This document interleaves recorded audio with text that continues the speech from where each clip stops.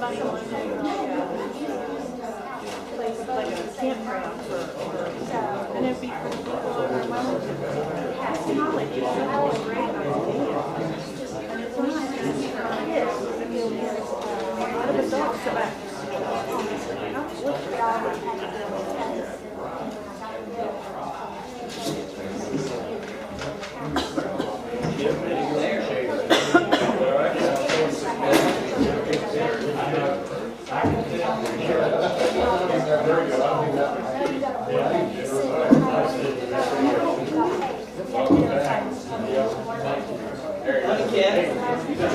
You got a share map from the table.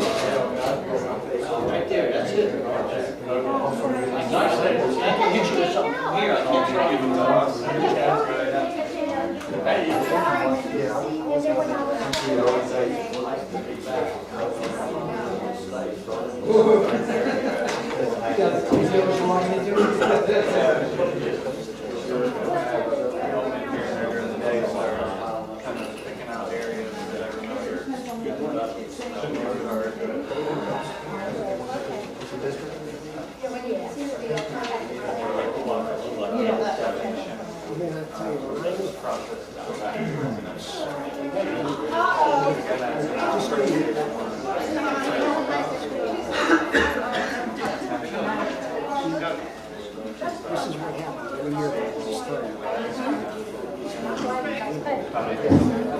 Like I said, this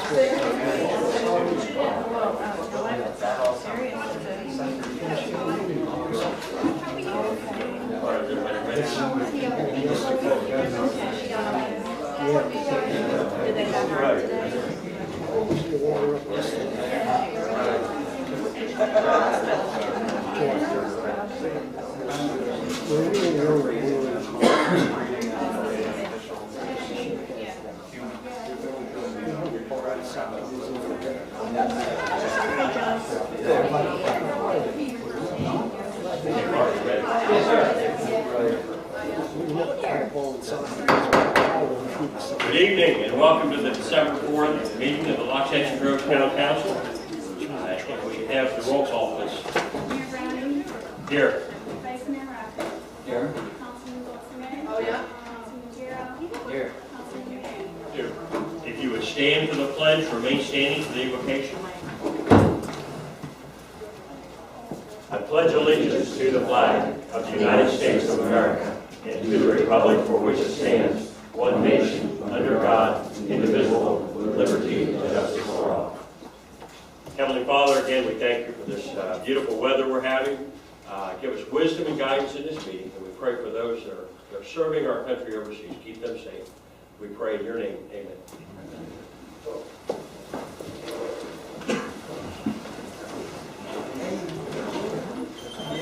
All right, any additions or changes to the agenda?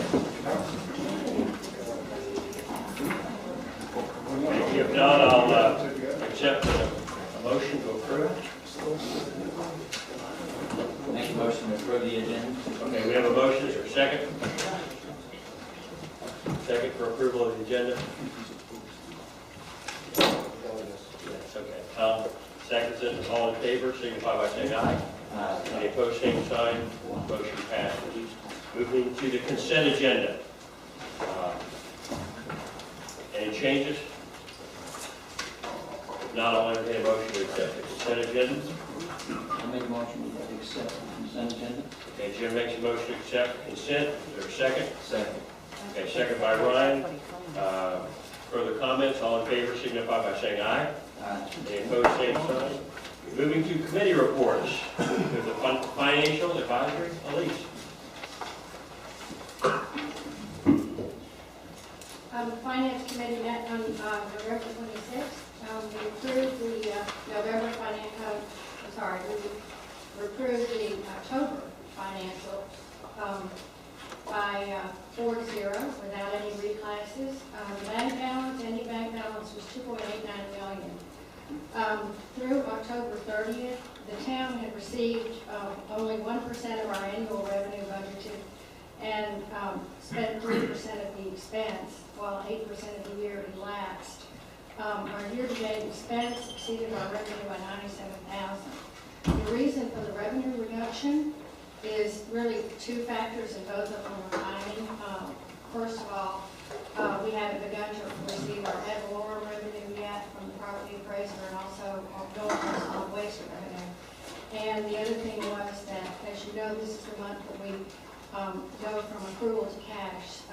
So anything that came in during the month that was attributable to last year got booked back to last year and is not reflected in these. So we will have a negative final for last year. We reviewed and approved a budget amendment for last year to finalize that year. And there was an item we discussed on the water control district. The town management had asked the committee to provide direction on handling several road rock invoices, which had been submitted by the water control district to the town for payment. And these invoices had been submitted previously as part of the district road budget of $150,000. And they were not paid by the town because it would have put them over the $150,000 limit. But the problem was that they were then resubmitted as town road expenses.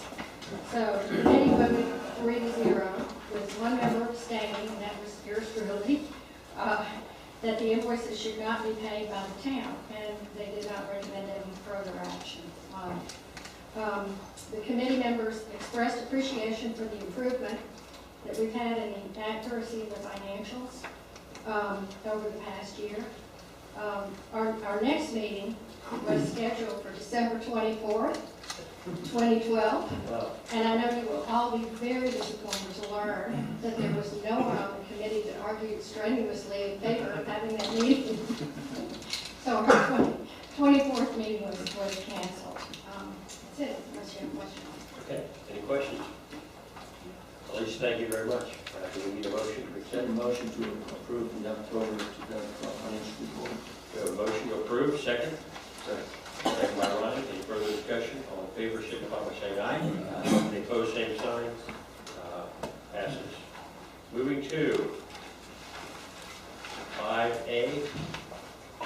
Mr. Mayor, members of the Town Council, I'll read the title of this ordinance, ordinance 2012-10, ordinance of the Town Council of the Town of Waxahachie Coast, Florida, amending ordinance 2012-06 to extend the moratorium imposed therein until March 30th, 2013, providing for the conflicts that are going effective date. This is a second reading and a public hearing to consider this ordinance, which extends the moratorium on comprehensive plan amendments until March 30th, 2013, while your administration and the Town Council review amendments to the plan. Okay. Need to open up a formal public hearing. I have no public comments, but anybody wish to speak to this issue? If not, I'll entertain a motion. I make a motion to approve ordinance number 2012-10. Okay, is there a second? I'll second. Second by Ryan. Discussion by council. All right. All in favor, signify by saying aye. Aye. Any opposed, same sign. Motion passes 5-0. Next ordinance is ordinance 2012-11. This is a quasi-judicial public hearing for rezoning a certain property on Southern Boulevard. I'll read the title of the ordinance, and then what I would ask is that we able to swear in anyone who's speaking on this item. An ordinance of the Town Council of the Town of Waxahachie Coast, Florida, providing for rezoning of land consisting of approximately 1.0028 acres, more or less, of property located on Southern Boulevard, approximately 350 feet west of B Road, and 5.90 acres, more or less, located at 14579 Southern Boulevard, Waxahachie Coast, Florida, legally described and as designated on the map attached as Exhibit A to this ordinance from Palm Beach County zoning designation general commercial QC to the town zoning designation commercial low CL, providing for the appropriate revisions to the zoning district map, providing for severability conflicts and effective date. I just would remind the council for a charter, this requires a vote of 4 members in order to be adopted. And at this time, I would ask that anyone who's going to speak on this item, please raise your right hand. I swear you in. This would include anybody who wants to speak to the public on this particular item. Do you swear or affirm the statements or testimony you give this evening should be the truth, the whole truth, and nothing but the truth? Mr. Mayor, on this one, the town is the applicant, administrative rezone, so at this time I turn it over to your staff. Okay. Jim? Thank you, Mayor.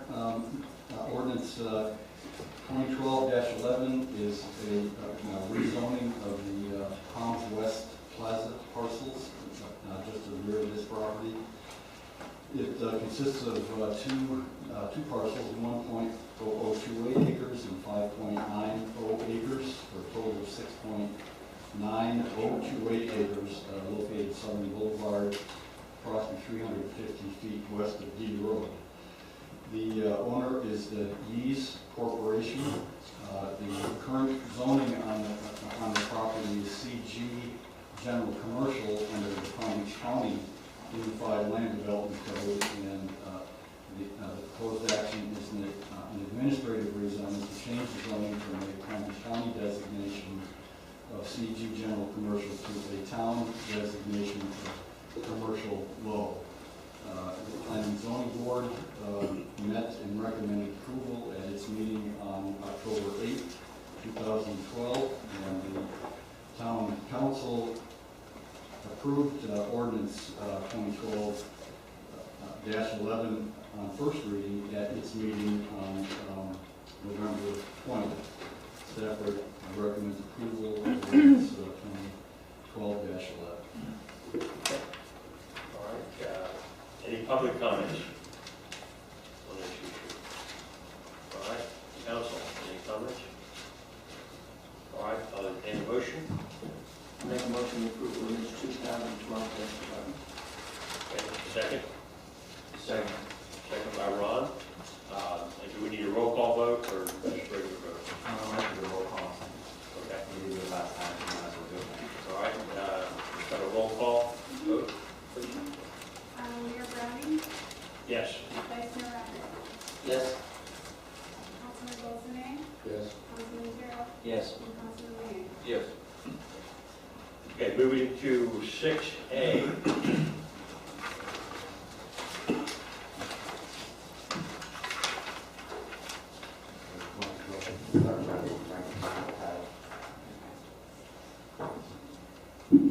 Thank you, Your Honor and Council. I'll start this off.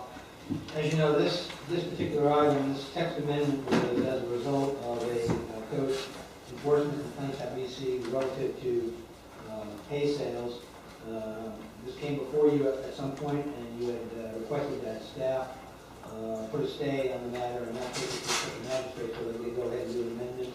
And you then authorized through work authorization number 1 for the town management company to go ahead and to draft the amendment to, the appropriate amendment to the code, which will address issues similar to the IX as it relates to the sale of hay. So the town management company and its partners have worked on an amendment, and we are here today at the first public hearing and first reading of this amendment. And I'm going to turn it over to Mr. Fleischman so he can go ahead and give you an overview of the amendment, what it does, and we'll be happy to answer any questions. Okay. Comment before Jim? Yes, please. Okay. For whatever reason, the agenda wasn't ready for review, and this is a fairly detailed, this particular thing is fairly detailed. And I'd like to ask if we could to just delay it till next month and give you some time to look through it, because my brief look through, I think there's a lot of things that I would disagree with, and would like the opportunity to look at it further. All right. So at this point, we'll make a motion to table it. Is that a proper motion? Right now? Well, Motion to it's been- table first public hearing. Well, this was advertised the public hearing, so you have to continue it to a date specific. Our next meeting is January 15th, so it would be, instead of table it, you would do a motion to continue this item to January 15th. All right. That's Okay, so Tom is making the motion to put this off until the July meeting. no, June. I'm sorry. January. If I said June or July, I apologize. It's January 15th. I'll take the fall. January meeting, okay. June, July, or January, one of those two. Okay, next January meeting, yeah. 15th, January 2013. All right, we have a motion. Is there a second? Also. Second by Ryan. Further discussion by council? Yeah, I think if we've got a couple of months, we can always make minor changes to it on the second reading. Just well move forward with it as it is. I went through it and I thought it was pretty good. I understand there was a lot of work that was done trying to, maybe Mark, you can give us a little more background as to the work that you did to create the specifics. I thought it was pretty, an attempt to include the input from Okay, right now, we've got a motion to set aside, so let's deal well, with as far as comments on the motion, I'd like to hear what Mark is saying about making this a big item. Well, from a general standpoint, all the provisions that are in that amendment, I address, I think, the 3 or 4 basic things that we took away from council, and that was that we would regulate the size of the operation, and allow those operations to continue, that we would somehow regulate it based upon ownership of the property, the current owners, and not necessarily have the approvals run with the land. So it would address basically the mom and pop type operations, very similar to the input that you all received when the Ikes were here, and we had a number of folks in the audience that also expressed their concern that we accommodate this type of use. I know Mr. Fleischman and myself looked at this very carefully to ensure that we could attempt to achieve those parameters that you set forth without causing a problem with integrity of the zoning categories within the town. And we think this does that. It is a lot of regulations, but it's little tweaks here and there. It's a lot of references to other regulations to make sure that the ULDC stay internally consistent. Am I missing anything? Anything that I didn't hit? No, I don't think so. We, like Mark said, we did make every effort to make sure that it was consistent with the current ULDC, and we went out and talked to the operators to gain a better understanding of how they operate and identify some of the concerns that maybe needed a little more regulation than others. That's why we added the provision for. Right now, I think the question is there any problem? I know you've been working this, but right now the motion we have is that we put this off to the next meeting. So does that cause you any problems? From a timing standpoint, I mean, no. Okay. We can, Well, my question was a little different than that. It was the opposite. This is the problem to approve it. We have a second reading. We make changes at the second reading. oh, sure, you can always make changes. So if there's something that's not right about it, and I had an opportunity to do it, I think it's pretty complete, but this is not the final reading. We have a chance to go ahead. Remember, this is a change to your scheduled district regulations, which under Florida statutes requires that you have 2 public hearings. So the way you marry it up is your first public hearing is your first reading of the ordinance. Your second public hearing is your second reading, and different advertising requirements. I think it's 7 to 5, right? Yes. For each one. So there's a process. So it's 2 public hearings, and yes, you can make changes at the second reading. We could move it forward and then change it later. We have a month and a half to go through it and get in the other input from affected parties and whatnot. You just would have to be sure that those changes were significant enough to affect really the core substance of it. I know we make changes in the second reading to clarify things or to change numbers and things like that. But Or the the changes, title. I think right, it affects the title. I think it comes down more that, anytime we've got a council member that requests that we put something on, I mean, it's, my thought is that we're not going to question it. It's okay, but if a council member requests to move forward, how do you? That's fine. Right now, we're dealing with the motion. So anyway, we have a motion and a second. All in favor, signify by saying aye. Okay, opposed? Opposed. Okay, passes 4-1. Moving to D.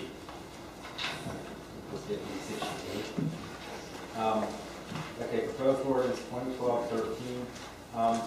This ordinance is basically put forward at my request. When reviewing certain election matters recently, we were looking at the charter and whatnot, and came across an issue I've seen in one of our clients where there's no provision in our code for dealing with a vacancy and candidacy. That's different from a vacancy in office. This deals with a situation where someone qualifies to run for town council and then for whatever reason drops off that campaign. This provides a mechanism for the town to deal with that issue. There isn't one now. You have in your charter how to deal with vacancy in office. So this provides for if there is 2 people qualified or enough people drop off even 1 candidate, it provides the first chance to have a horse race, which is there enough time to reopen qualifying in order to have the election on the same date it was going to occur. If there is, then the clerk will reopen and re-advertise and get a second qualifying period to see if you can get someone to run against the person who was left behind as the sole candidate. If there's not enough time, this will provide that that person is elected, so you don't have to have a special election shortly thereafter to fill that. In this circumstance where there's a vacancy in candidacy and leaves no candidates, and there's not enough time to reopen qualifying, then what this provides for is that you would appoint that person after the election period, at the night that beginning of the night you would otherwise swear people in, you would appoint someone to sit in that seat until the next year's election, where you would then have an election for that seat as well as the other one slated until the remainder of the term. That's the same process that's in your charter for vacancy in office. And that would only occur if someone dropping out of the candidacy left the town with 0 candidates and an inability to reopen qualifying. So that provides it hasn't happened yet. It's very rare that it happens, but you want to have something in place if it does, and Florida statutes suggest we should have something, so that's what this is for. All right. I can read the title if you're prepared to consider it on first reading. An ordinance of the Town Council of the Town of Waxahachie Coast, Florida, relating to elections, providing for vacancy and candidacy procedures, providing for codification, conflict, severability, and an effective date. And the codifications there, in the event that you go forward and put into a book your ordinances that are not ULDCs, this would be one that you would want to have in that book, or this is important enough to be able to vote. Sure. All right, I'll entertain a motion. I'll make that motion. Okay, we have a motion. Is there a second? Second. Second by Ron. Further discussion by council? No public comments on it. All in favor, signify by saying aye. Aye. Any opposed, same sign. The motion passes. Moving to 7A.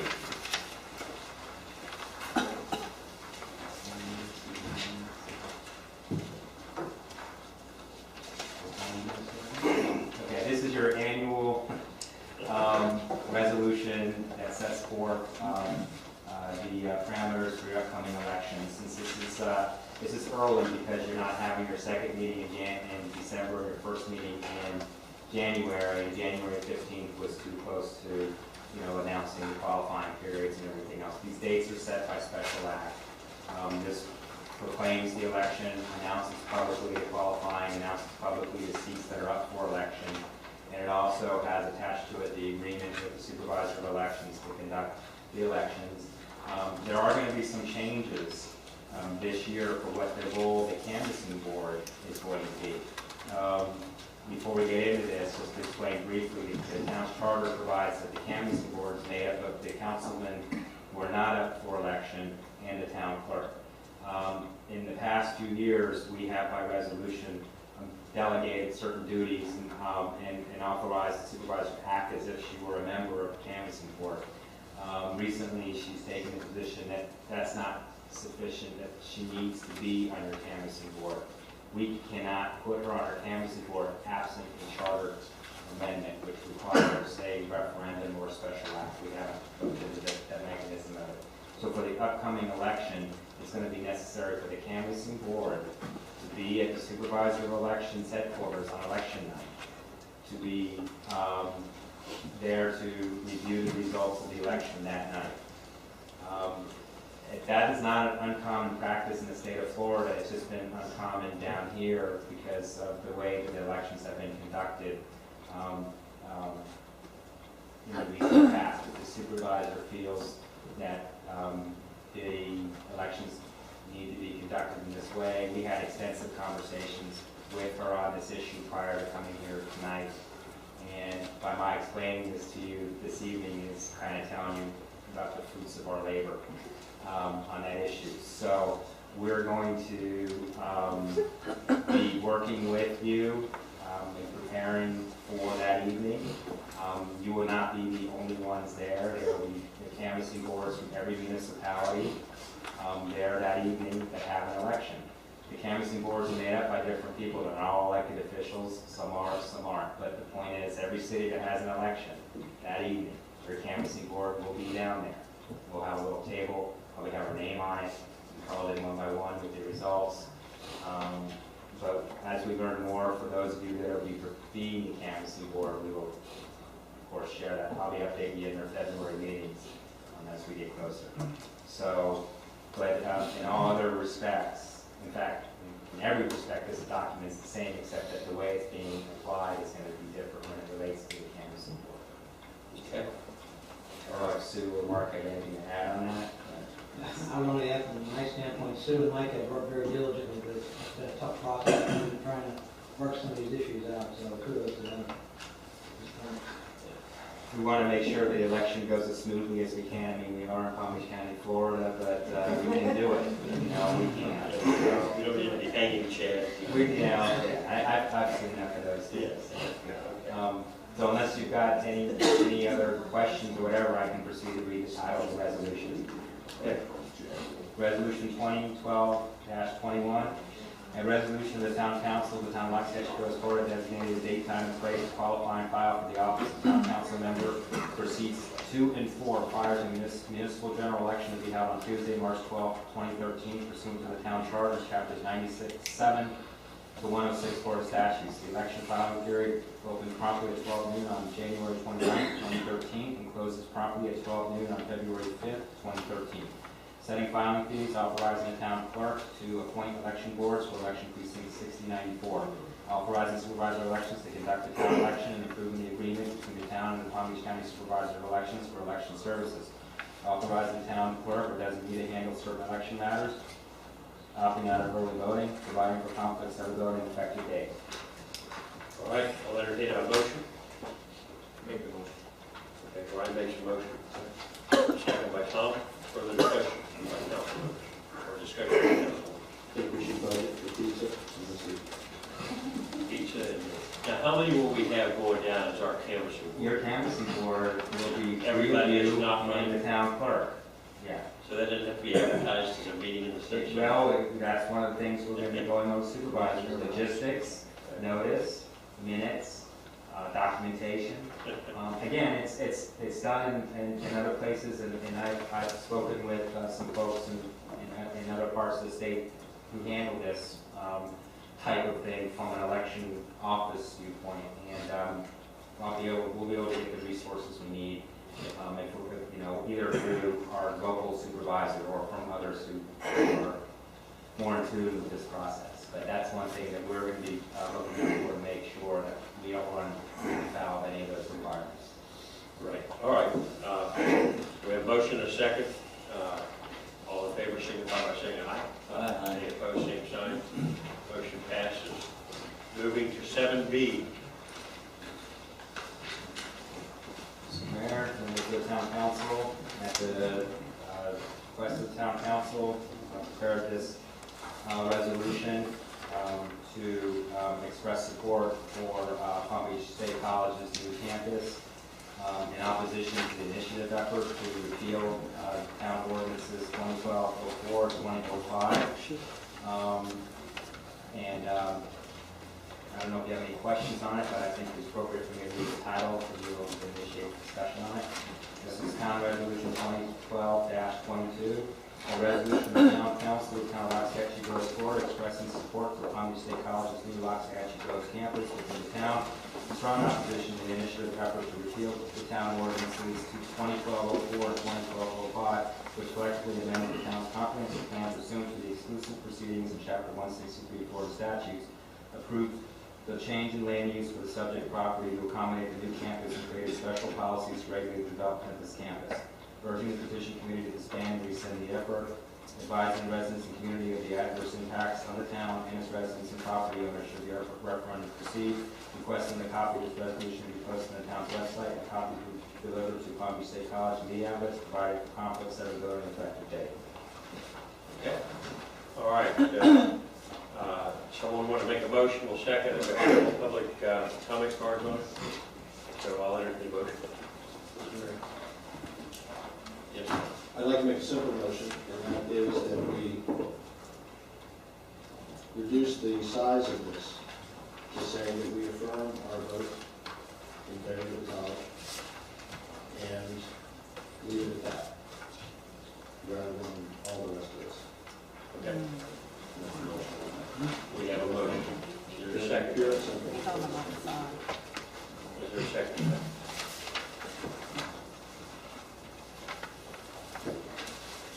All right. Going once, going, I feel like an auction. Twice? Okay, we no longer have a second. We're back to the, whoever wants to make a motion. I make a motion to approve resolution 2012-22. Okay, is there a second? Second. Second by Ron. Any discussion by council? And then we'll go back, 5 comments. I'd like to say the reason that I said that is, there's a couple of things here that I can't really go along with. I don't know what's in the mind of other people. So I can't say what people are doing or saying when I'm not present. I don't know what they're thinking when I am present, but when I'm not present, I don't know what they're doing either. So, you know, those are the things. I could go along with the rest of it. You know, I certainly did vote for the college. And I said my piece then, and I'm happy with that. Apparently there's people that aren't. But I really don't want to attribute to other people motives or actions that I'm not aware of. I can't support it in its current state. Right. Okay, any other council members? All right, public comments, Todd McClendon. Todd McClendon, 3481 D Road. I'm here to voice my distaste for the un-American and unethical behavior by this council. I've sat in this room countless times and thought to myself, this is 3 hours of my life down the drain. This council has said they want input and participation. This is true as long as the input and participation is the same as the council's views. If not, then don't let the door hit you on the way out. In the past, I've seen standing room only and a crowd in the parking lot support of agriculture. Even with this much support on an issue, you have gone completely the opposite way. You put together a committee on the same subject, and did you go with their recommendations? No. You did exactly what you intended to do from the beginning. Now this brings me to the most important decision the town will most likely ever face, the college. Was there a great deal of support for the college? Absolutely. From the college president, the college board, the college planners, designers, developers. Let's not forget about the residents from the Acreage, World Palm, and Wellington. The only town residents supporting the college were the council's family members, Water Control District and their family members, and a few in that clique. How many truly independent residents came in support for the college? Very few. How many came in opposition? Actually, more. The council has taught us all that opposing you is futile. It is so futile to oppose you that even when forced to legally listen with petitions such as this, you bring out all the guns. Threats and promises of special favors are all being used against committee members. You have become a dog pack in a feeding frenzy. You have a pack mentality and lost clear focus on doing the right thing. A Water Control District member recommends suing the committee to put a stop to the opposition, basically to muzzle us. This council, our own town attorney, thought this was a good idea to muzzle us and got a good laugh at the prospect. I suspect the First Amendment is another shield we're hiding behind. There's a quote that maybe you guys aren't aware of. I disapprove of what you say, but will defend to death the right to say it. Excuse me. A group of us has decided to put an end to the dictatorship that has been happening here in this very room for some time. We'll sober you up from the drunken power and stupor you are currently in. People will only be mistreated, taken advantage of for so long before they say enough is enough. I, for one, will not allow the corruption, intimidation, and threats from you any longer. You state a primary concern is raising property values in this town.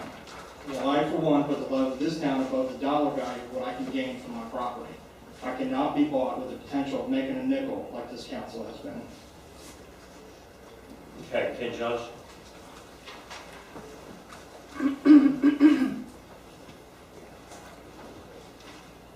Thank you, Mr. Mayor. First of all, I'd like to thank all of the people that are here for the support they gave me while I was absent. And that comes from my heart, folks. Thank you.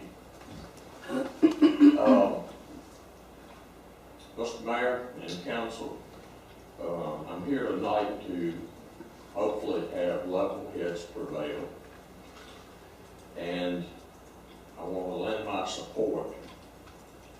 fact that I believe, since I'm a resident that lives right opposite where the college is, or college is going to be, and we've been fighting this problem of debating since 1990. We have been to a lot of the meetings, not all the meetings, but a lot of the meetings. And the college gives us some opportunities that other businesses will not. I think the college will give us good neighbors. They have limited hours. They have their own security force down there. They aren't open late at night. If you just let it run wild and nobody's to control it, we've got problems down there. They aren't open on Sundays. So the college has some advantages that other businesses don't have. The problem that most of us see down there, of which I've brought up before, is traffic control. Basically, there are 3 properties that will be on that intersection down there. 2 on the northwest corner and 1 on the northeast corner. When you combine all 3 of those properties, B Road is going to be inundated with traffic. Now, somehow or another, I'm laying it before you to try to figure out how we can control traffic. I know part of the control was to have speed bumps in the section, but then that leaves Collecting Canal Road. What do you do with Collecting Canal Road if they come down D and not Collecting Canal? They partially have speed bumps. If they go to A and come down A to Collecting Canal, they have no speed bumps. So we've still got some issues to resolve. One of you has talked about a riding trail going east-west on the south bank of the canal itself. And I think generally most of the people up in that area would support that. I'm not a horse person, but I'd rather see a horse in there than something else going in there. One of you also supported a bridge, a pedestrian bridge, basically to cross over at C Road, going to make a connection to that riding trail. I think it's a fabulous idea. So I think collectively we need some support from you on the board about traffic control, how we're going to do it. I think Bob Benz from the commercial property on the northwest corner had put in a proposal to channel the traffic to Southern so they could either go up the Seminole Pratt Whitney Road and go north, or do a U-turn up there at Flying Cattle Road, come back and head east on Southern. So there's some things that can be done. I heard another proposal from a resident that said, well, what happens if we don't put in a horse trail on the south side of Collecting Canal, but actually put a reliever road on the south side of Collecting Canal that will go across the A Road Canal, and that property is slated to be commercialized over there with housing. And I heard that from another neighbor. And, you know, yeah, and I mean, I understand, but I'm talking to people who live around me, you know. And so anyway, it's just some things that could be done, but we need to look at it, analyze it, and figure it out. Thank you very much. Thank you. Thank you. Okay, lunch here.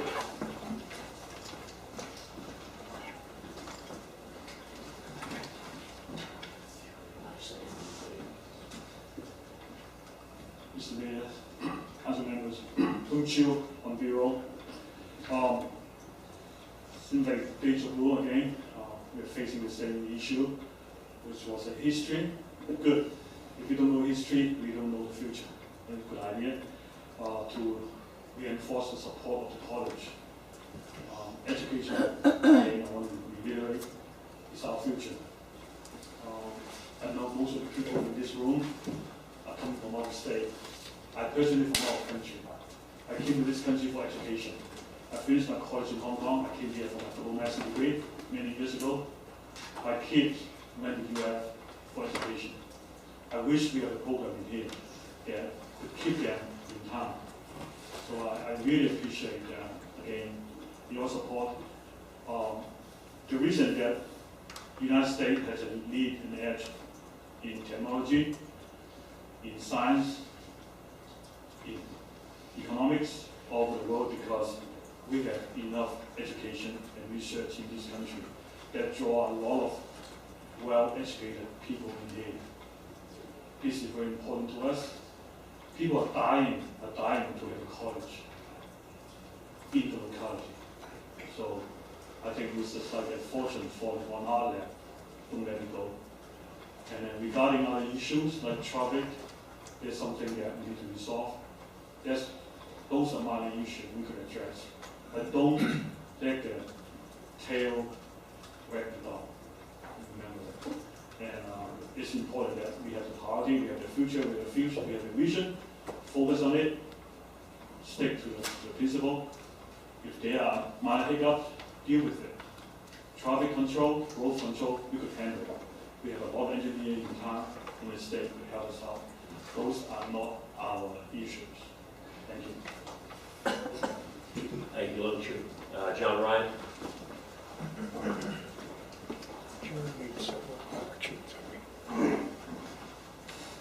John Ryan, 3508 A Road.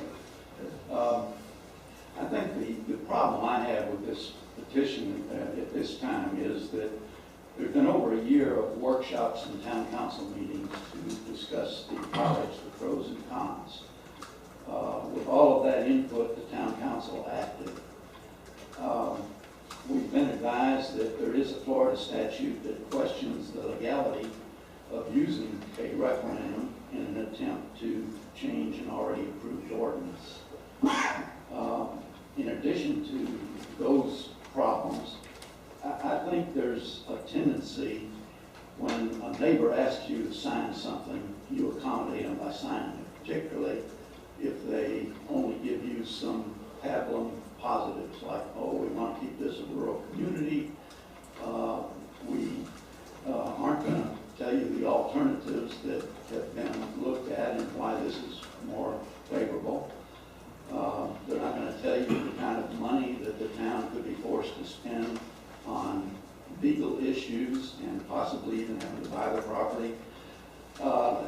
Uninformed signatures on a petition are just going to cost us money. And the thing I don't like is that these facts have been made known to the people that are trying to get this petition. It's an exercise that's going to cost money, not lead to any kind of a productive conclusion.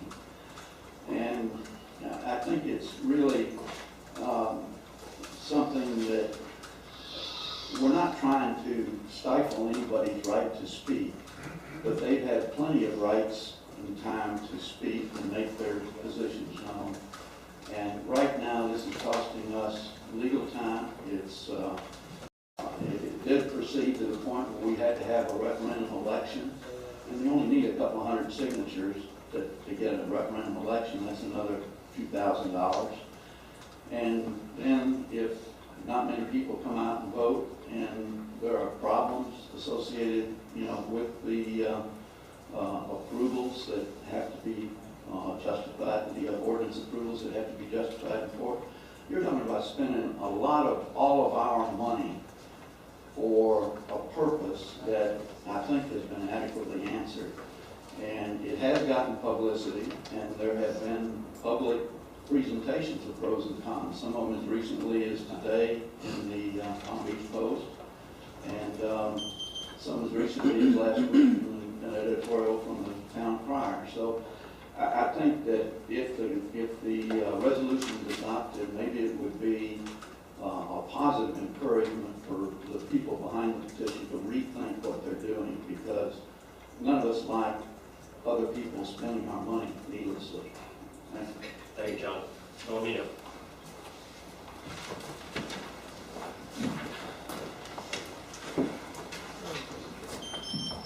Building of the 245, 140 Terrace now. I just have a few points, it's short and sweet. I think it is important for people to remember that just because the council, other people don't agree with their idea or their suggestion, what they have in mind, does not make it incorrect. Every election, that's what it is. In our election, presidential election, it was very close. Does that mean that the other percentage should go out and redo everything again because it didn't go the way they wanted it? That's why we have elections and a democratic process. It does not mean that everybody have to agree with their idea. So we need to take that and consider it. And that's the majority of people want it. That's why we became a town. That's why we elected you to represent us. I don't think any of you ran and did that out on for a personal thing. So I think we all should remember that that's the reason why we vote. And sometimes it turns out the way we like it, sometimes not. So we all need to bear that in mind and grow up. Thank you. Thank you. Thais.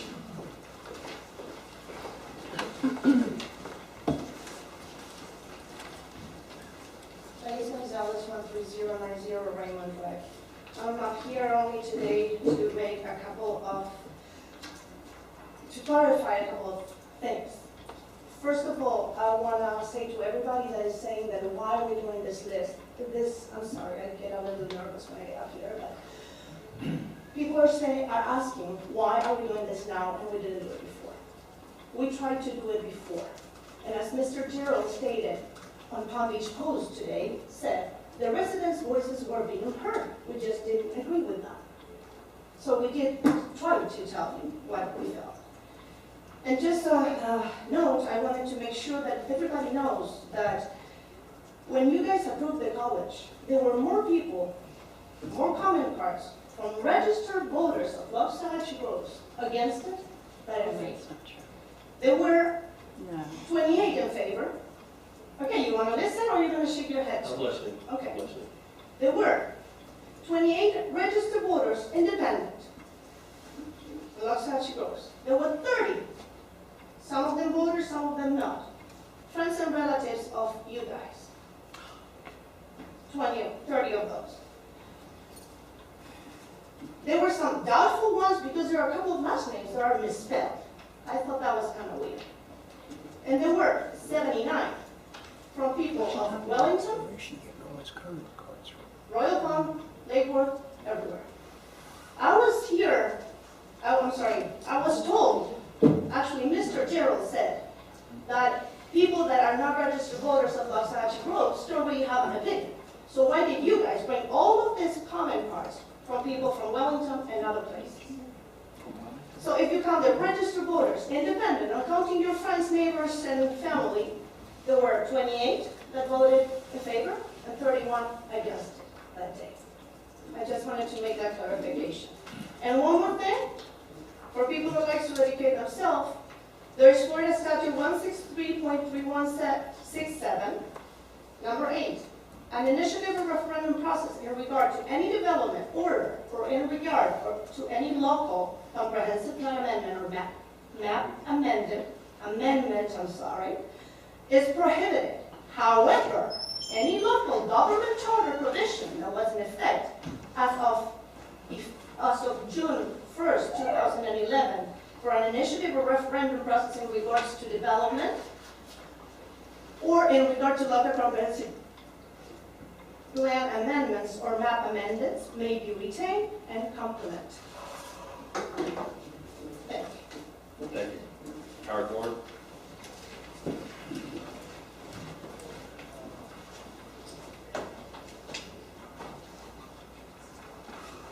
Howard Warren, E Road. I just have a couple of quick comments. If this ever does go to referendum, and I hope it doesn't, There's two things in my mind that are necessary to educate the public on, and as much as we like to believe otherwise, the public is usually completely ignorant of what is really going on. The question that was asked when they handed out the survey to sign was, do you want the college in Loxahatchee Groves?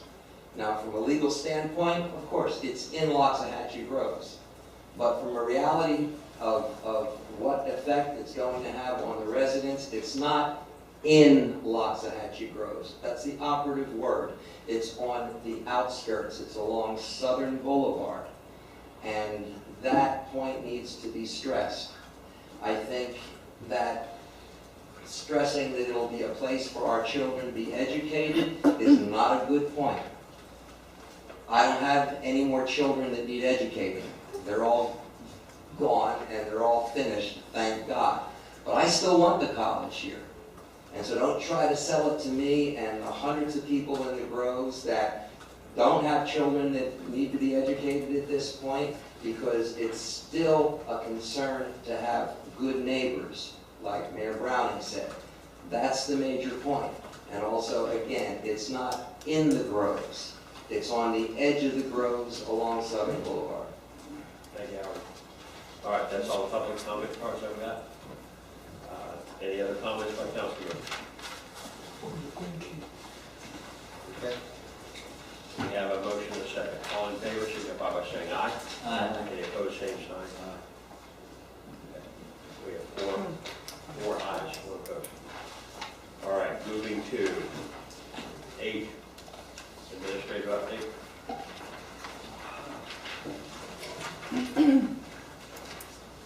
Thank you. Just for quick items, hopefully. The first is, as you know, right now, the Loxahatchee Grove Water Control District is going through a transition with their supervisor and administrator. What I have done is, I have not sought to schedule any meetings of the IGC committee since that position is vacant. I thought I would wait till January, February, talk to them and reconvene meetings. I believe right now, Councilmember Manning is a member whose month I went by, but I wanted to seek at least your approval and your comment and your thoughts on that. Obviously, if you think so, I'll talk to the district and our council, myself, and the supervisor will continue to meet if you want, but I just thought for the next couple of months, probably better to get a director on board and then reconvene these meetings. I want to get your input on that. Okay, everybody here in consensus with that? Thank you. You, Glenn? I see. That's fine. Just one comment. It doesn't bother me the way that they are fixing to get an administrator on board. And, you know, I think somebody from the council along with the supervisor of the water control district, I believe we need to have some type of input on kind of what we're looking for, you know, as a town council. I think that's part of our responsibility. We're trying to work together.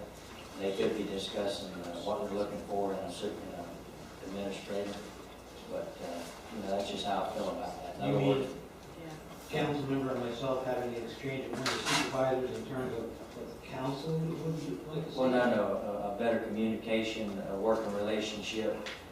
We've had problems in the past where it seemed like the district couldn't do the things that we require to get money for whatever.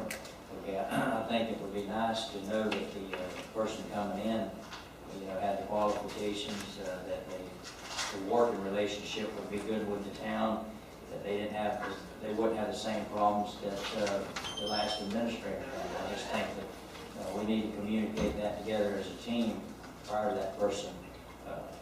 I have a great degree of optimism there, and I'm very hopeful that, you know, once that person at the board firm is on board, we'll be able to move forward and do a lot of progress. Well, I hope you do that, Mark. Okay, any other comments by council? I mean, my thought, I had to put the shoe on the other foot. I don't know that I would be open to have one of them coming in and talking about your contract. So, you know, anyway, all right. Well, that's why I had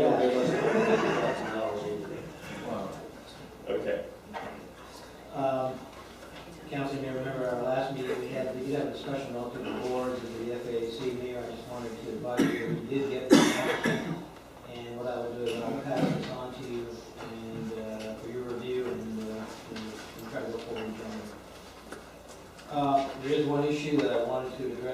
tonight. As you know, last meeting on the 20th, we had a discussion relative to the Community of Hope's Back to Bethlehem special event permit. For the most part, I think you had directed the staff to work with them and pretty much attempt to issue an administrative approval of that item, no cost recovery. We do have a report. Did you get that? Okay. You do have a report up there that staff prepared. I just wanted to raise a couple of issues with you. In terms of, we met with Billy Langley on November 5th. We didn't have a lot of time when we came before you on the 20th. My concern is to ensure that if there is any event like that, that can go smoothly, that there won't be any repercussions or situations that occur as a result of any issue that may arise to the town council.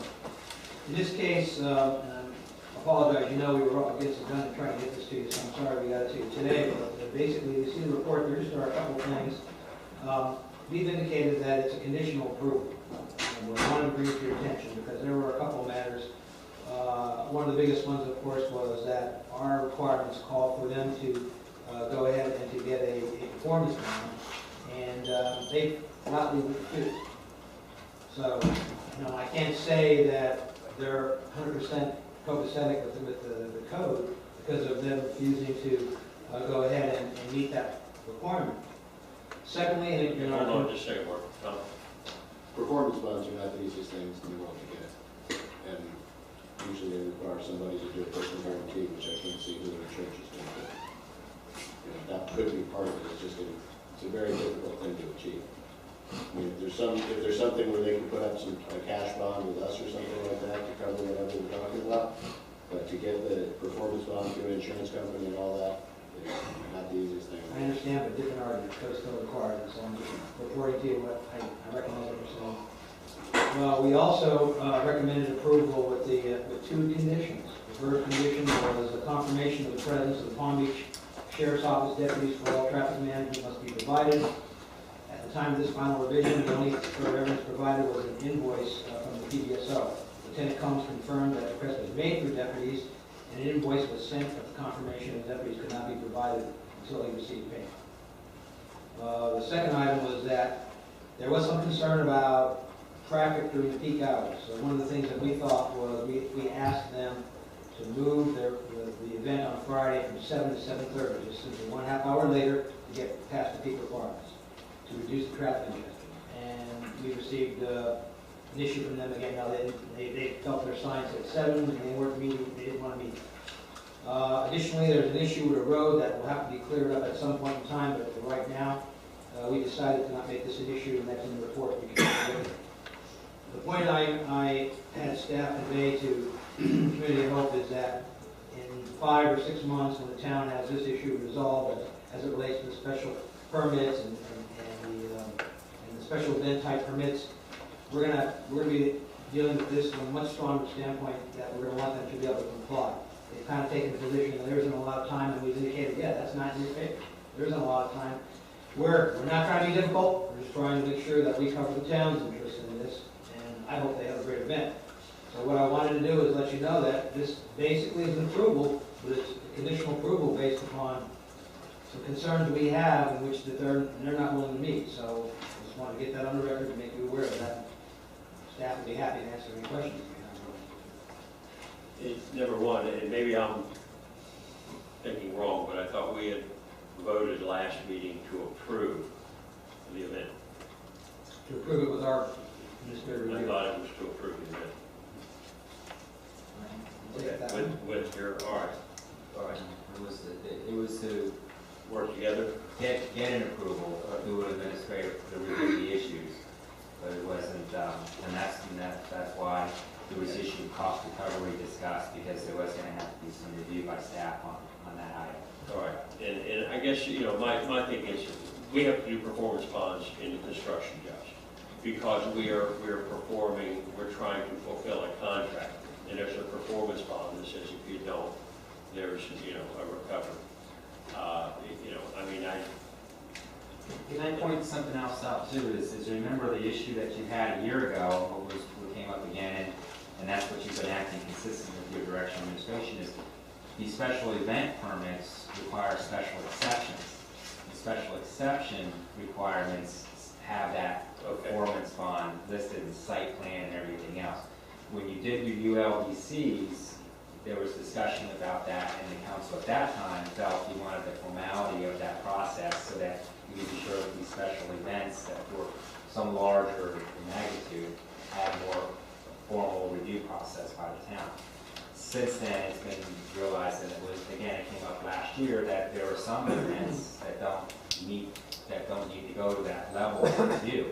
And so the proposal was to have different levels of review for different events, but that's not there yet. So the best we can do is match up as closely as they can their review. Because their direction was to do it administratively and not, as a zoning in progress. And that's what they're doing. But what they do is they try to match up as close as they can with what you've got. And let me add, I fully understand your concern with performance bond.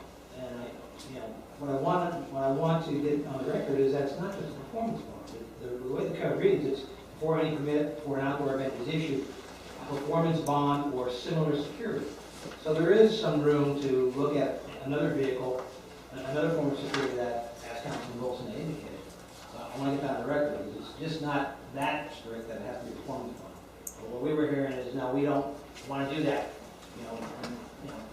Whatever reason, fine, And I guess my thinking is more, somebody's got a vacant 10 acres, and he decides he wants to have a rock concert.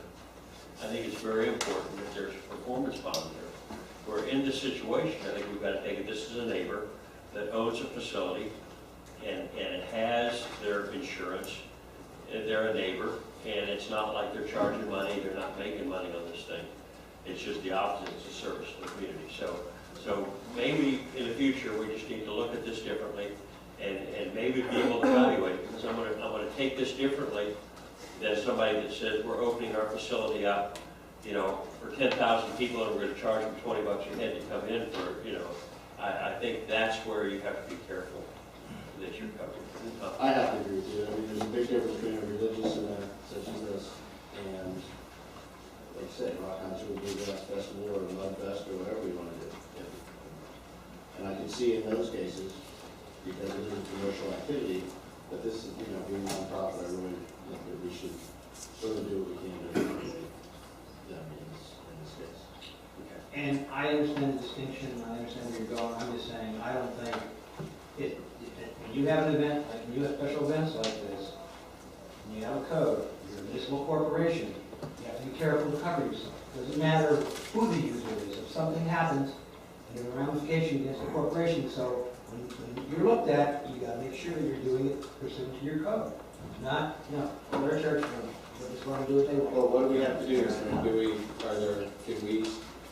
Can we say with the waiving these things that you said here, that you've advised us and we, as a council, say that that would be okay? Or at this point, it seems like unless they do those things, they're in trouble. I'm not They saying can't have their. I'm not saying that at this point. I'm making you aware of the fact that we are attempting to prove this because we understand where your direction is coming from. With these things missing, as long as you're okay with that, it's my job to advise you.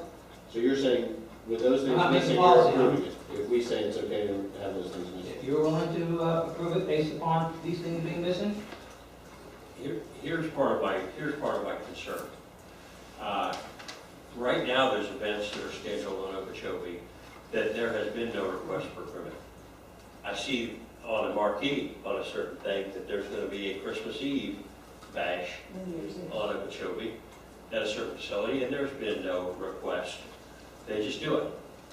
I know our neighbors to the northern side of Lock City Groves have their drum circles and their festival in a certain time of year, and there's never a request for that. So when somebody comes with a request, I want to try to work with them the best we can, especially when it's the one I'm talking about is they're going to make money. And there might be even a hazard to our community and our safety of people on Okeechobee, but there's been they don't ask for anything. Mayor, I hope you think that we're doing that, based upon what I'm telling you. I mean, we are. Okay. Well, Mr. Mayor, a couple things. One, what I recall from our meeting was we asked the town management team to move this thing through because they came to us too late And as I also understand it, they were aware last year that there was a need to do this.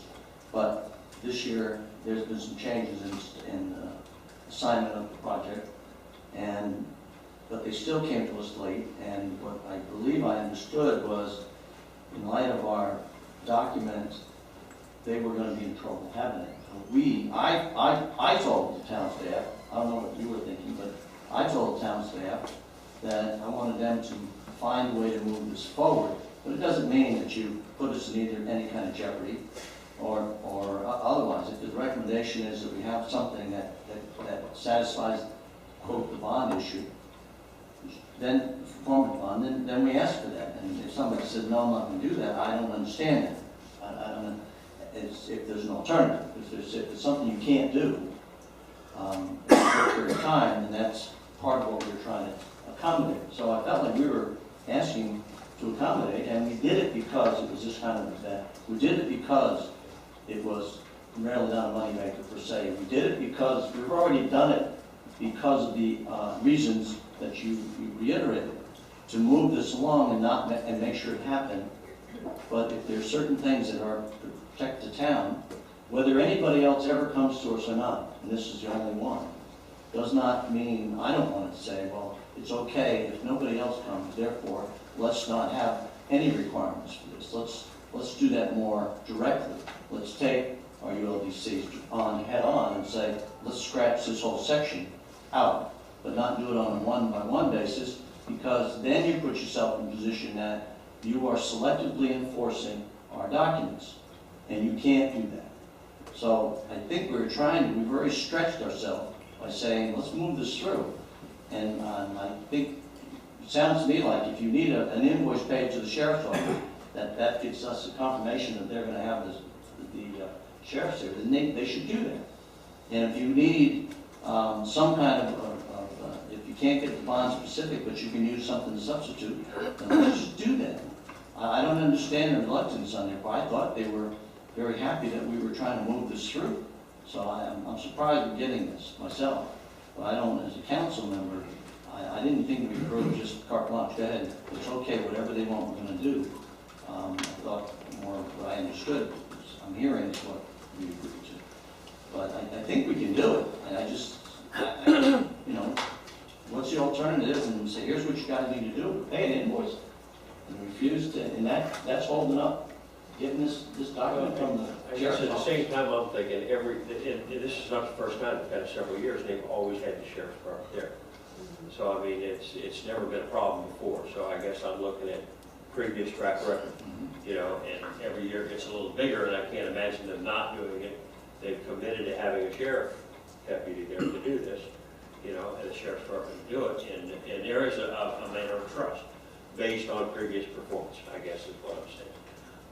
You know, but how we want to do it. The purpose of the performance bond is just what? Make sure they have the sheriff's department there? No. Let me go over it real quickly. Insurance. They have insurance. Yeah, I don't know what the performance bond is guaranteeing that they're going to do. Yeah, and I guess that's my question. I know what it does in a construction job.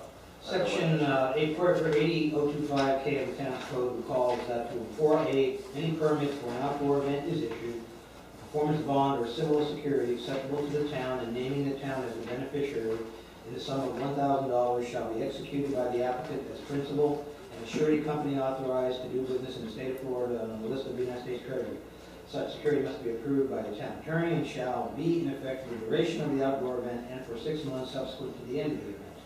The security shall be released at the conclusion of a 6-month time period upon submittal of an affidavit for the applicant and that all conditions of security have been met.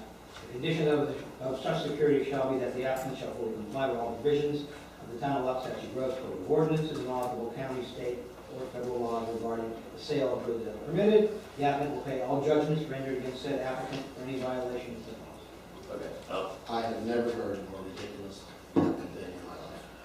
You know, talk about a wasted thing. $1,000 performance bond is absolutely ridiculous. And the idea of all that rigmarole and, you know, what an example, honestly, the prime example of a government regulation that just wastes everybody's time. Puts these guys through how many loops and jupes for this stupid ridiculous thing. You know, I can't take it seriously. If we're gonna hold up this whole thing because they don't wanna give us $1,000 performance bond, we have to make them go search out a surety, blah, blah, blah, blah, and then acceptable to Mike, and then we gotta jump through all these hoops. This is why we waste our time, and this is why we can't have a horse trail, and we can't have anything done. And I'm really quite tired. And the funny part about it, you're right, it ties it down. Now you've got to go to the right company to buy the bond, $1,000 Or bond. other surety, What's that? or other surety. So if somebody gives you a check for $1,000, that could be a surety bond. You hold it, there's no problem. Letter of credit, something. You're not gonna check to see if it bounces or not. I can write you a check tonight. Check them out. All right, Ron. Mark, I know where you're coming from. You're administrator, you're looking out for the town, and I don't have any problem with that, okay? I have a problem if we as a council, we support it in situations like this. I thought the bond was gonna be $10,000 or something like that. You know, when a man throws a rodeo down the street, I can see it being 10,000, but if it's only $1,000, that's almost like a waste of our time. As far as the church goes, I guarantee I know enough people in that church I could go there, and if they were out of hand or did something that cost us some money, you know, I could probably get a donation of $1,000 right there on the spur of the moment. This year, they've gone over and beyond what they have in the past. And I had a friend call, and I've got some friends in here that call me. The biggest problem or the biggest complaint that we had was the traffic on Okeechobee Boulevard. Yeah. They rescheduled their timing, and you were talking about moving it from 7 to 7:30. Okay, now I got to be honest with you. Nobody rides Okeechobee Boulevard more than I do. Most people are home by 7 o'clock. In other words, the worst time is from 4:30 to maybe 6:30 at the latest. Especially when we're campaigning on the road and stuff like that. I know for a fact. They double. I know for a fact they're doubling PBSO this year. Okay, first of all, they told me they're going to do that, and I trust them to do that. If they haven't given a check or security payment to PBSO, I'm sure with phone call tomorrow we can take care of that. If I'd known that, we probably could have done it before tonight. Because Mr. Langley, I don't see a problem because they are going to have the deputies. They've taken, this year, they've taken all their staff that's going to be working this, parking them at Palms West Presbyterian. Okay, that they haven't done in the past, and therefore that took a lot of their parking space and it slowed the traffic flow down. I do not have a problem. I went over there and I looked at that right of way. That is their right of way. It does not belong to the water control district. They've got a guardrail along their canal, and we don't have guardrails along our canal, so that means it's safer on the west side than on the east side. And I went over there, they showed me their game plan and stuff like that. I think it's going to run smoother this year than it ever has in the past. And the thing about it is they're putting out $8,000 to $10,000 to benefit the western communities, or anybody that wants to come in Palm Beach County or North Florida or whatever. So for us to make it hard on them, and I would think us as a council, this being a special exception, we as a council, we could waive the bond issue. And in a situation like this, I would want to waive it. Okay, there might be some circumstances where I wouldn't want to waive it, even though it was $1,000. Could be a rodeo. Parties that are thrown where there's alcohol and drinking and stuff like that. We've had a lot of problems where PBSO has had to respond. People have been arrested. So maybe $1,000 might compensate for some of the trouble that it brings about. They're not going to be drinking. They've changed their hours to make it better and smoother. So no, I think it should be cut and dry that we should make it happen, and that when it's over and done with, they've even reduced the days. I think they've cut it down to 3 shows or something like that. So after this is over and done with, I might push to come back and residents and church people and let us know how smooth it went or how rough it went, so that we could even make it better next year. Let me just say, I understand everything you're saying.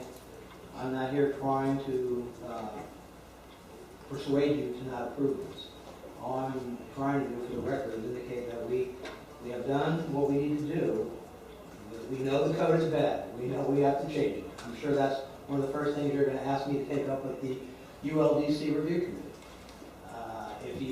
I'm bringing this for you because I want to let you know what the issues are based upon our attempt to facilitate them.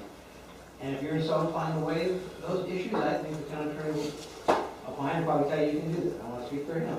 But, I mean, I just wanted you to be aware of it. We try to do it by virtue of conditional approval. We try to address all the known matters that we were aware of. Staff and I, we went out, we looked at the road situation. I mean, we spent a lot of time trying to accommodate them in a short period of time. We're not trying to, I understand it is a very good event. We haven't taken a position against the event. So. And I appreciate you understand that from an administrative standpoint where I'm coming from. I do appreciate it. Thanks very much. Okay, administrative branch. All right, I've got one comment card, Marcia Herzog.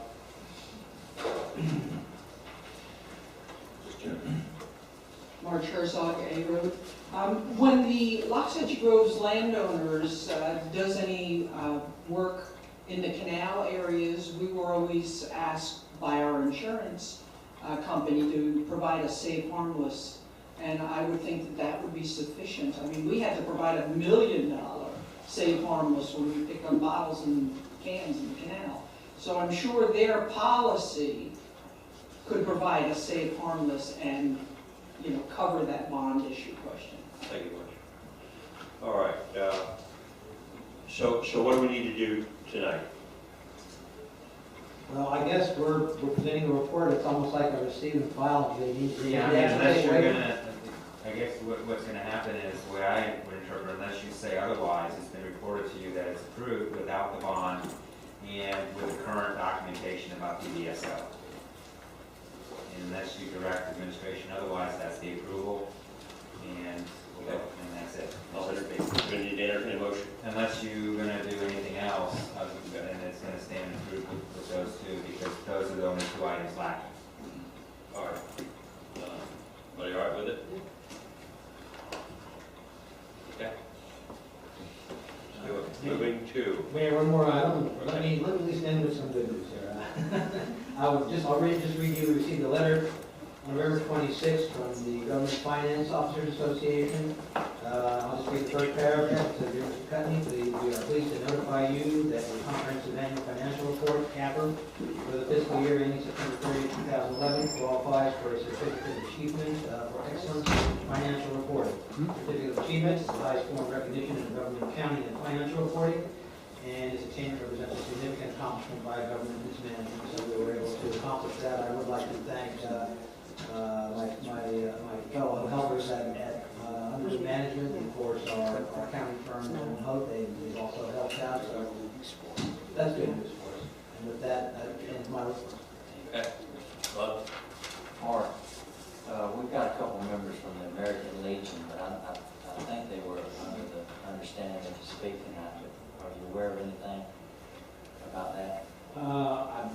We have had some conversations in the past with the American Legion about locating in town, but I think they stopped short of actually filing, and I'm not aware. There he is. I wasn't aware of it. It's a short answer. Good evening, gentlemen. Yeah. Are we doing public comment now, or? No, why don't we wait for public comment? Okay. I'll let you come up then. All right. Anything else in your report? That's it. Thank you. All right. Moving to new business. Code enforcement, Rob?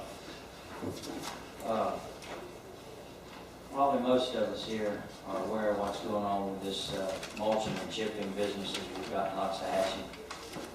We had a code enforcement go out this week to check one out on A Road. My biggest problem with that is I think we're kind of holding up on that because we want to throw it in with ag.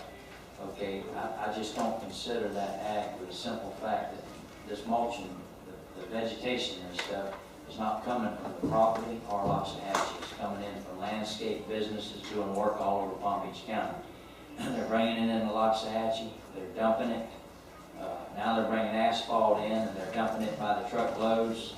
I don't know where they're going to mulch it and put it. But the biggest thing that bothers me is we need to think about a turnaround time. Okay, they're bringing in more stuff than they're getting rid of. We've got one property, I think it's approximately 5 acres, that I think they run out of room unless they tear buildings down and move vehicles and make a little bit more space. And the worst thing that bothers me about this property is they're stockpiling over 15 foot tall, over 100 by 200 foot. They backed it up against a wooded area. Dry season's coming in, winter's coming on us. Spontaneous combustion happens all the time. Sometimes we have some of our biggest fires out in Belgrade with the sugar mill stockpiling their stuff. If we don't start doing something about it, then we're going to start having fires. Okay, it's going to be because of spontaneous ignition, and it's going to hurt people that don't own the property. And most of these complaints that I have is obvious. Everybody sees it every day. They ride up Okeechobee Boulevard. Or if you want to ride on A Road and head north, I welcome you to check that out and see what kind of beautification we're getting over there. But those are some things I think we need to tackle now and not wait on this ag situation and stuff. You know, we've got to have a turnaround time. If people are going to dump their stuff in Loxahatchee Groves and they're making money off of it, they have no courtesy or respect for us as far as I'm concerned, because they could be hauling this to the dump. The reason they don't haul it to the dump, it costs a fee. That cuts down on their profits. Okay, and it wouldn't bother me so much if they brought it into the groves, they mulched it up, they turned it into topsoil. Within 72 hours or a week, they got rid of it. I'd rather see more of it going out as fast as it's coming in. So that's where I stand on that. If we don't start doing something about it, you know, they're gonna pile it up and they're gonna leave it, and we're gonna be hell with it. And the other thing is foreclosures. We've still got, and I'm assuming we're working on it, Mark, but we've got homes out here that are death trap, they're fire hazards, and I don't know where we stand on that. I know we had one home where we got quite a few $1,000s, and the one that bothers me the most is Bill and Sons. Bill and Sons at one time was one of the prettiest nurseries in Loxahatchee Groves. Okay, and it was a beautiful site. Now it's the worst site I've ever seen. And you talk about a fire hazard, when the winter time comes and that stuff is dying now. I mean, that's over 40, that's between 40 and 60 acres, I believe. If a fire gets started in there, then we're going to have a major problem on our hands. So I kind of like to know if we're doing anything about Bill and Sons as far as the bank owning it and who's responsible for it. But that's where I stand on that. That's the only problem I had as far as code enforcement. You know, these people are abusing Loxahatchee. They're making a profit off us, and then they have no respect for. And I want to say something. We've got some landscape businesses and lawn maintenance business in Loxahatchee. You wouldn't even know they were here. And they've got some beautiful sites. And these sites are not stockpiling vegetation from other towns. So. Okay. Virginia Standish and then Ken Johnson. Virginia Standish, 15410 North Road. At the last town council meeting, I heard you mention this property, and what caught my attention was the fact that you stated that asphalt was being dumped on this property. Barges haul asphalt, and they have their own set of regulations. This is an oil-based product, and I am wondering how this is even being dumped, if the EPA or OSHA hasn't even been contacted. This should not even be touching our ground. That's my one comment there. And as far as Mia and Sons, maybe you should just lowball and buy the property and flip it and make us some money. Ken Johnson. Ken Johnson, Lincoln Canal. On the item of trash coming in here from other areas, I can cite you, and I think I have in this meeting already, cite you examples of trash and cuttings will come in the night before Wednesday night when the trash haulers that we pay for pick it up, put it in their truck, and keep going. And the problem is, these people aren't even paying commercial rates. They don't have a dumpster. They're paying residential rates. There are no houses on the property. So how could they be paying residential rates with no house on the property? It's a little shack back here, but it's not a house. So, you know, we need to look into who should be charged commercial, who should have a dumpster, you know, the whole ball of wax, because there are people in the town that are just using us, and everybody here is paying for it. Thank you. Thank you, Ken. All right, any other discussion on the code? All right, so we're gonna follow up on those for this number. Mark? Can I address it? Or? Sure. Okay. A couple of, because there were a lot of issues that were discussed in regards to that, those couple of items. First of all, on the foreclosures, as you know, we monitor, we have the ordinance, but relative to foreclosed properties, unless there is a complaint from somebody, we don't do anything. Just monitor, that's it. We don't do anything as far as the code enforcement is concerned. As far as the ag items that Councilman Gerald talked about, you know, our attorney has provided a recommendation to staff.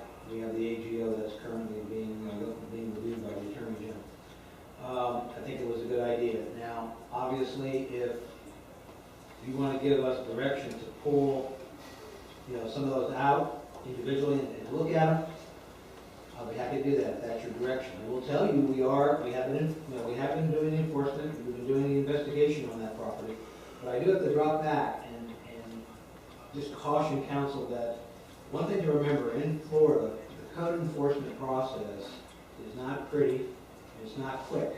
That's why so many people have a problem with code enforcement. It's not a quick means to do things. When you have to try to shut a property down, for example, you know, you have, if you did have a building official in the building department, if it's a housing type issue or an unsafe structure, yeah, you can get a building official to go in there and shut that down in conjunction with a board. You can do things that way.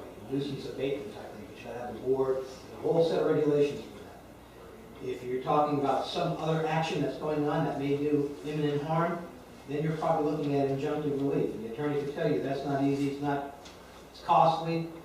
I don't know if the judges like to, you know, see a lot of actions like that when it's code enforcement. The preferred method is through a special magistrate or a code enforcement board.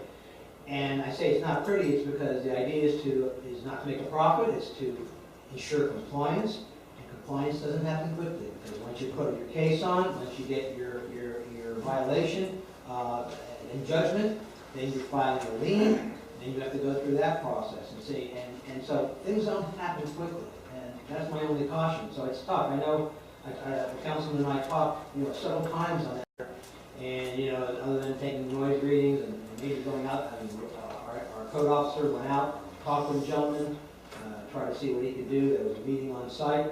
So, but again, you know, right now, all those items that fall within an ag issue, we kind of put those on hold. If you want us to take one of those on, that's fine. I think maybe this will be a future discussion in terms of, I mean, what you want us to do from a code enforcement standpoint. I can tell you the town attorney and I, this week, are going to be involved in 2 meetings on the same property with other staff as well. Code enforcement can really start to take up your time. So I think this council, in wanting a government-like type scenario, I think you were very wise, very prudent to go ahead and to make it on a complaint basis before we investigate. And it's very hard for me because it's an alien concept. In the past, wherever I've worked, when I've seen violations, taking the proper steps to address them. Here, I know there are a number of violations going on in town, and I have to just hold back because I don't have a complaint to react to. So that's something that we've talked about many times before. I have a feeling we're going to have to talk about it again, and it's really going to be a policy call as to, you know, what you all want to see in terms of a level of code enforcement of code enforcement. All right. And the council members, comments right now? Yeah. Okay. The thought is that, you know, talking about complaint driven, do that purpose now. But what we might want to do is to, I'll say, turn loose our town staff on any property that's commercially zoned. I'd like them to watch over what's going on if it's zoned commercial. Because that's not something I ride by, and if it's a large parcel, it's like their neighbor is another 50-acre parcel. I just don't think that kind of fits our criteria of neighbors bringing up an issue if it's a problem for them. So I'd like to carve out a piece of our town and say, if this is commercially zoned, I want these guys checking this. That's something that I think a lot of people are going to do. It's related to the subject of bringing up at that point. Yeah, I've got some more thoughts on that. I think that is important because especially when people speculatively zone things commercial and improve their value, and they don't do anything to improve the property, they just get a freebie from us. I'd like to see that. I think that would be a good idea. I think the other thing that we could do too is, the purpose of that with the complaints was to keep from the anonymous complaints. But I think if a problem is brought up in a council meeting, it should be treated the same as a written complaint. If we have observed something that's illegal, or if we've observed something that's wrong, you're right, if all of a sudden it's a transfer station, or if it's bringing in stuff from other places and mulching it and piling it, we do have, there's the manufacturing of soil is illegal in Washington, except for the personal use of a nursery or whatever. And then if it goes to blacktop, that's an EPA, that's a problem. Mayor, please understand, if we became aware of something that had some kind of been endangered, I would bring it to you to get some direction, aside from our policy. Some of the things I'm talking about that I'm aware of are not of that nature. Right. Right. Okay. Yeah. The only concern I have about specifically being active against commercial is, it could appear that the town is selectively we can't have any selectively picking on properties to enforce code on it, and to me that's just wrong. If we're gonna actively go out and enforce code enforcement, it needs to be on everybody. If we can't appear to have a preferential treatment on anybody or seem that we're intentionally going after anybody, because that's not the purpose of the code enforcement. At least I don't feel that's the purpose of code enforcement. I'm not suggesting any particular commercial property. I'm just saying commercial properties in general. That classification, I could agree with that. I mean, we did isolate commercial properties in terms of our land use, and we have different rules and things that we directed to if it's a commercial property. I just think it falls in a different category of what we intended our code enforcement process to be. I'd like somebody watching over that. Like Tom said, if somebody comes in and gets property rezoned and then just leaves it to be a mess. I think if it's commercial, we need to kind of oversee what's going on. Well, I know 3 or 4 of them that I consider a mess. Right. A couple of thoughts relative to Councilman Leong's comments. I mean, yes, what you're talking about is usually a refrain that you get from a lot of people when they're cited is that you're practicing what is called selective enforcement. And generally, you'll get that argument when you're doing, general code enforcement patrol, where you have officers monitoring driving, seeing if they notice violations, and then, somebody might say they try to use it as a defense. Well, my neighbor's doing this down the street. Why didn't you, cite him? I think what the vice mayor is talking about, though, is we would have to, put some, obviously put some parameters on it. But if you're talking commercial, we need to look at: are you talking properties zone commercial as well, or are we talking commercial properties that may be, in an AR zone? You get into a couple of different things there. So I think we have to establish. What I think I'm hearing you say is we want to proceed with complaint-driven code enforcement for the most part, for most of the town. Obviously, if we have an imminent danger issue or something's brought to council, we'll treat that as a written complaint. And for commercial properties, the use itself, not the zone, but the use itself, you want us to do more of a proactive No, zoned commercial. All right, zone commercial. Zoned commercial. Okay, so, but you want a proactive monitoring of that. If our staff sees a violation, not trying to put a degree of intensity on it or whatever, but basically, if there's a violation, move forward with it as covered. That sound what you're... Yeah, Zone, we're across everything zone commercial. but I'm not saying to go to every ag property and tell them they're doing commercial activity and you therefore have the rights. No, Absolutely. that's not what it If it's in the R&R, it stays the way it is. But I don't know what some of those are zoned, that big operation there, like Choking, that does all the growing. What is it? You know? Talking about the Valley Crest or which? No, Oh, the other? The one across Corner of F Road, Dr. Chairman. Oh, yeah. Yeah, I know that. I saw that the other day, yeah. It's not commercial. Well, I think we said. No, it's not commercial, but that place has also been there since forever. They've been there for a long time.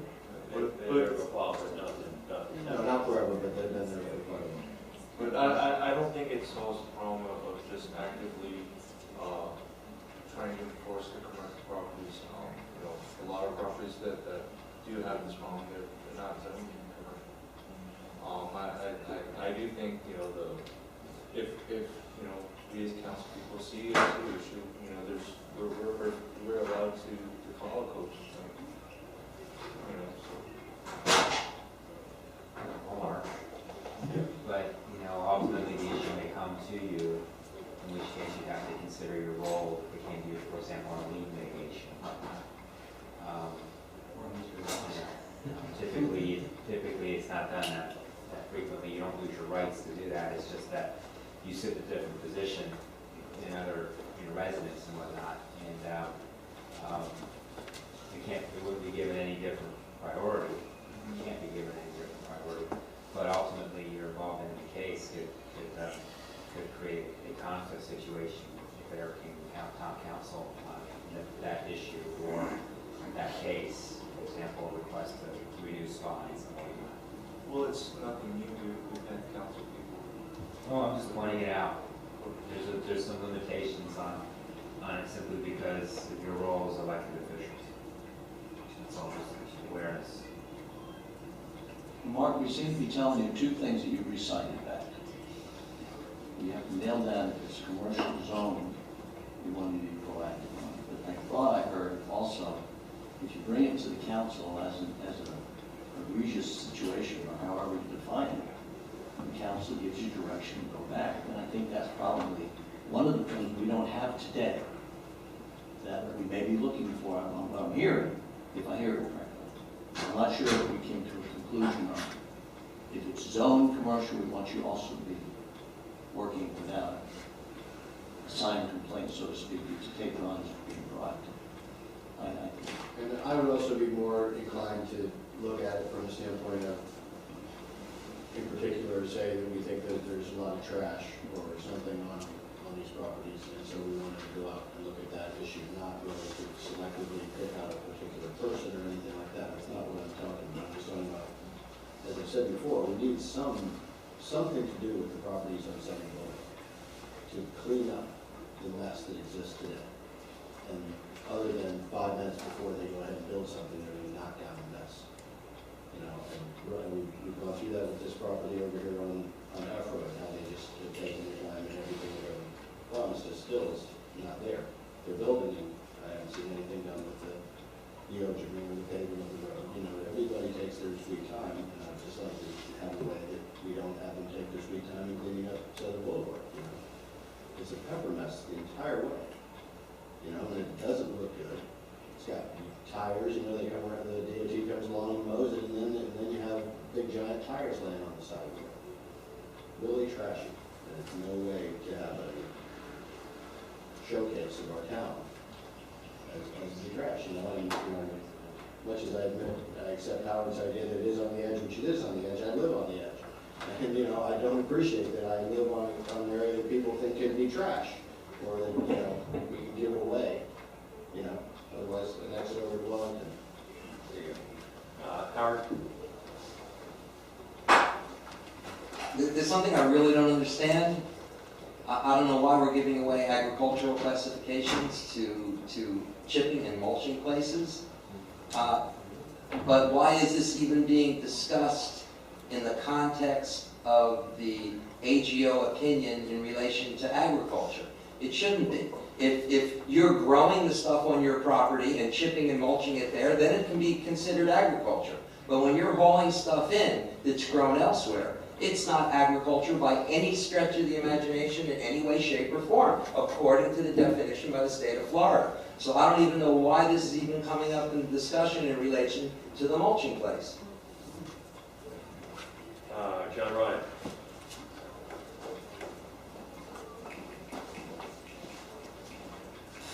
John Ryan, 3508 A Road.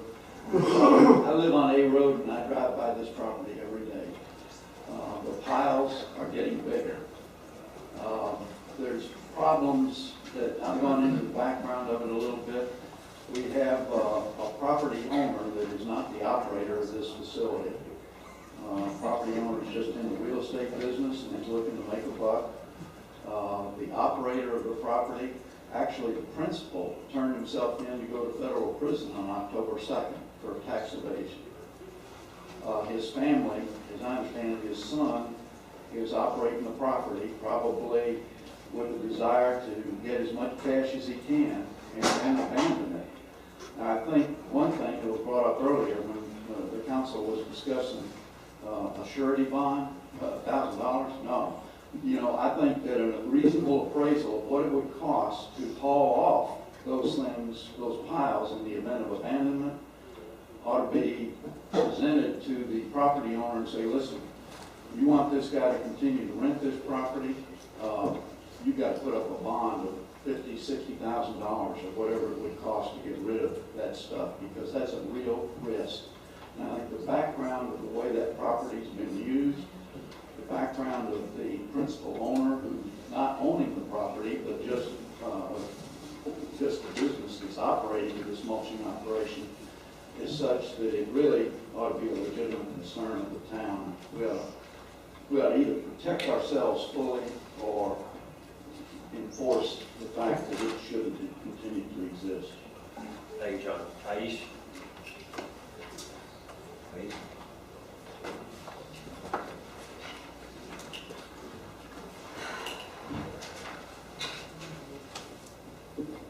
Again, I'm just here to make a comment. I find it really outrageous that some of you are always talking about code enforcement issues and setbacks and other things, and you are not in compliance. Whoever it fits, I think you know who it is. That's all. Okay, Todd McClendon? Tom Clinton, D Road.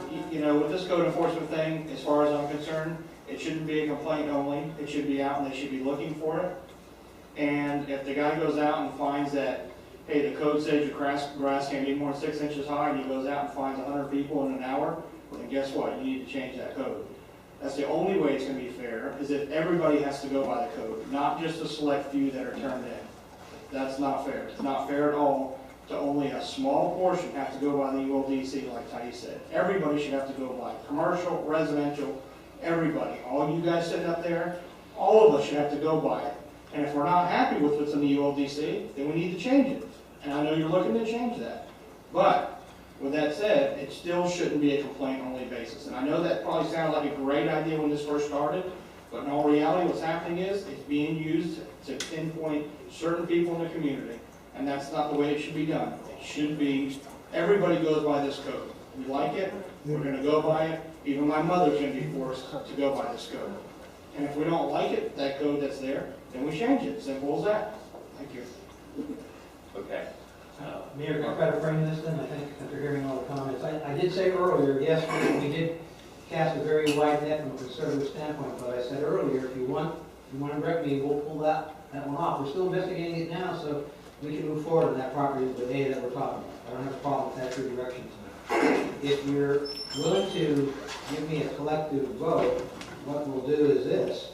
We'll start, I'm going to repeat what I think I understand your direction is, but we'll also put it into a policy format for you to approve on January 15th of next year. But what I think I understood you saying is, in the future, if there is an egregious action that we're aware of, an imminent danger type action, or just a serious infraction going on, we'll bring it to you, and we treat it, regardless of what the zoning is, and you will treat it like a complaint-driven issue. If you're in residential or you're ag, it's still complaint-driven. And commercial zoning, commercial zone properties, we will now monitor for any issues we see, and if we see violations, we'll bring them forward as a code enforcement matter. Does that sound like your direction? Where I have a problem is I'm not looking, first of all, it's like Howard said, we don't even, I see 3 problems as bad, okay? I see the one on Okeechobee, 2 on Okeechobee, the one that's dumping asphalt now along, and his property's almost full of mulch and stuff. Okay, now, I wouldn't have a problem if all that mulch and stuff, excluding the asphalt, was nothing but topsoil or shavings. Because if he decided to abandon it and give it to the bank, I'm sure we could find enough residents, we could get rid of the topsoil and the shavings, okay? But what I have a problem is when 3/4 of your property is stumps and vegetation from landscape businesses, and you want to leave that with us, that costs a lot of money to get rid of it, okay? We do have John Choquette to come in and mulch it up for us, but I have a problem with Billings Son. I would like to have a consensus of this council right now. The bank owns that, okay? And I've been out in the acreage. I've been through Royal Palm Beach. The homes out there, they've got letters on their doors and stuff, the banks. If you have any problems, if you see where vandalism or property needs maintenance, please call this number. And they look decent. They don't look like our homes in Loxahatchee that are foreclosed and abandoned. Okay, where you can't even see the homes for the grass and stuff and the weeds in front of them. So I would at least like to start with Billings Sons, and mainly because it's not a resident of Loxahatchee that owns it, that's suffering hard times or whatever. It's a bank that owns it, and a bank that does not care what it looks like in our town. So at least let's start with Billings Sons, and let's pursue the guy that's dumping loads and loads of asphalt on his 5 acres. And he barely has room to get into it anymore because he's got just too much stuff on it. That's your collective direction. I'm happy to do so. I guess what I'm saying though is I would appreciate the motion as it relates to the policy questions in terms of, commercial zone properties and how we're continuing to proceed from the code enforcement standpoint. Okay, someone want to make that into a motion? I'll make a motion that we want you to be proactive on commercial zone property when it comes to it. All right, second. Further discussion? All in favor, signify by saying aye. Aye. Aye. Opposed? Aye. Passes 4-1. One last comment. Do I need to make a motion? Okay, we need to find out what these property are. We need to find out if they're using ag, because it's like Howard said, it's not ag. They're bringing all the stuff in. They're not growing it. Okay, so do I need to make a motion? Okay, we have further discussion. We have great support for us moving forward. Let's move forward with this. Good. Okay. Moving to B. Tom.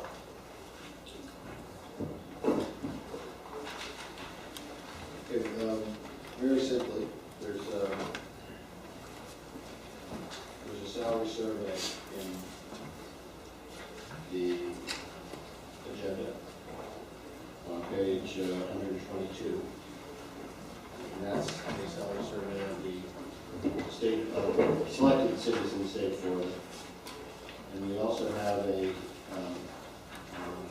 everybody has a copy of this, which is a salary survey of some various municipalities in Palm Beach County. And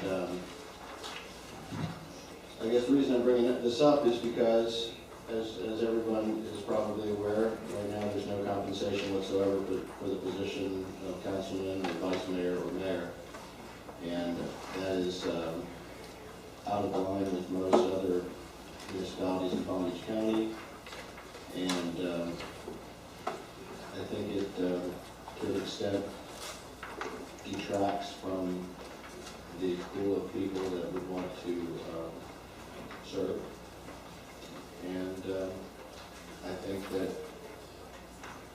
I feel that I and other members of the council do a significant amount of work, and they ought to be compensated for their actions. And so at that, I leave it for any of your further discussion. Okay. Comments by council members? I have to agree with Tom. I'm not going to stay on this council. There'll be somebody to take my place one of these days. And I feel like if they have some incentive for being on here, because a lot of comments are, we do it for nothing, and we get a lot of abuse from the people in Oxapatchee. Okay, I think that everybody else gets paid in Palm Beach County. I think that we can afford to pay the council members. If I had my way, we'd pay everybody on the committees, but now they might string me up if I suggested that. But no, I think that we need to pay the council members something. I think we need to come up with and find out legally how we need to do it. I'd like to see it happen tonight as far as what the process would be and what direction we would head in. You know, whether I get it or not, the guy that takes my place or the woman that takes my place, I feel like she deserves to get something for sitting on this council. Anybody else? I do think, you know, the idea of being compensated for our time, you know, it is, you know, it would be nice. But I think, you know, we should have we started an open dialogue now to talk about it, but I think we should discuss it a little bit more. I mean, possibly, you know, put it in the back committee, let them talk about it also, you know, just get a few more opinions about it. I'm willing to hear what people say. Quick thing I didn't say before. This is our charter. This is quote from the town charter under section 3E. I'll read 1 and 2. Town council members shall be entitled to receive reimbursement in accordance with general law for authorized travel, per diem expenses incurred in performing their official duties. 2, the town council, by not fewer than 4 affirmative votes, may elect to provide for compensation and any increase in such compensation by ordinance. However, no such ordinance establishing or increasing compensation shall take effect until the date of commencement of the terms of the council members elected at the next regular election, which follows the adoption of such an ordinance. So considering that you need 2 readings and would have to be adopted prior to the March 12th election in order for it to commence in March. And other than that, that's all we really know about the mechanics of it. We need 41 to approve such an ordinance. Okay, any other council members? You know, I've been on the water control board when we had no compensation, and I was on the water control board for several years when we were compensated $50 a meeting. And, you know, I look at some of these prices that people get for being in office in these other towns, and I don't know that I would ever want to see that in Oxapatchee Groves. But at the same time, you know, the time that we spend to be compensated $100 for the meeting and all the time that goes into it and everything else is really not a lot, you know. But you know, I don't know of anybody that's going to do this job for the money. If they do it for the money, I don't know whether they're the kind of person you want up here anyway. But at the same time, I think we need to look into that. You know, I don't believe I could ever go with you know, any of these dollars that these other towns pay. But at the same time, a reasonable compensation for the time, I think is you know, worthy of his hire. So you know, I think that's you know, that's important. Okay, John. Another point of philosophy, you get what you pay for. Yes. Well, I didn't say a whole lot. Anyway, Mr. Mayor, one other comment. I don't want to be in a situation where I'm considered a employee of the town. So if you have a salary or some kind of compensation, that's, I think, what makes you. I'm not here because of the money, obviously. We don't have it, and I'm not going to continue because we have money added to us as a salary or something. I don't mind costs that I incur being reimbursed for. There is a gray area of the time that we spend, and we do spend a considerable amount of time as to how you reimburse for that. So, but I'm real shy of being an employee. If I could, I mean, if I need certain things, maybe if I can just be allowed to ask, for example, I might like to have a town provide me with a cell phone, and they give that number out for everybody to use. It's very difficult right now to give out my cell phone number, which is a business cell phone, personal cell phone, and then it starts to conflict with the reason I have a cell phone. If I could ask for a cell phone, I guess that would be under our reimbursement of expenses. That would make it easier for me to provide a communication vehicle for those folks in the community. Other than that, I don't know how we really broach this issue of time we spend and compensation for that, but I'm not interested in being employed. So if there's some other way we can come up with some kind of payment method for the effort that certainly is, I mean, I looked at some of the statistics that we've got. You know, in town there's 2,200 people, it's $1,200. Well, that's about all. That's about 100 a month. Anyway, that's just my thought. Certainly we discuss it and talk more about it, but Before you go to the public, and at least before we leave the issue, I guess, obviously, we would need some direction tonight to get started. I know we have, our next meeting is January 15th. We will definitely have at least one meeting in February and one in March before the election, maybe two in February, depending upon how things go. But obviously, with the amount of time between now and the 15th, we would certainly have to get started. Now, I guess my initial reaction would be that obviously, you know, if you decide to go to some kind of salary structure, as the Vice Mayor was talking about, that would make you employees from the standpoint of the IRS, not any other measure that would make you employees, but it would certainly be classified in that regard. Also, I think another option would be to do it from the standpoint of maybe like a car allowance and a stipend for allowance for telecommunications, phone, computers, things like that. That's something we can work on and explore. So I guess tonight what I need from you all is, you know, giving you two basic ways I see it could be done, and maybe there's a third, you know. If you give us direction tonight, we'll start to work on that and pursue that. I mean, I just want to give you the idea before we start here. And I don't know that you have to be an employee. You could just as easy be an independent contractor doing this. I mean, I do come with my own cell phone and car. You know, I've got my tools. I'm not sure you could be an independent contractor. You're elected, and you're beholden, and people have a say over how you do what you do and how you do your job. It's not hiring somebody and saying, go do it. I mean, but this is the kind of thing that we're looking, you know, if you want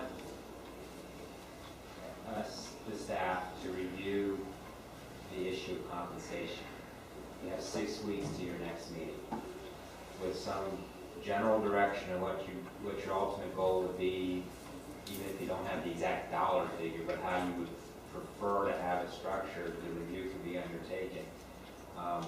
It will most likely create some bookkeeping and some accounting that the town already does not have. But again, that would be part of what, with your direction, we would review and provide back to you at your meeting on January 15th. And at that point, if the council was prepared to give specific direction on an ordinance, it could be brought back to you in your 2 meetings in February. You know, and perhaps it gives an opportunity as well for us to look at those different issues. It will provide actually the opportunity for us to do that. And if you don't have any specifics tonight, that just makes it harder for us, but we can still get back to you on the 15th. Okay, Rob? To proceed with an ordinance, would you need an amount?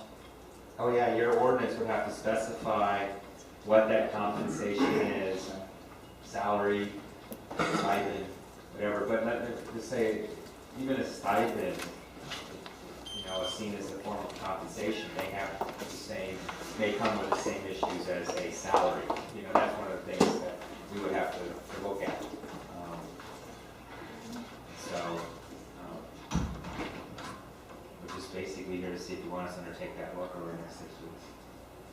All right, any other comments?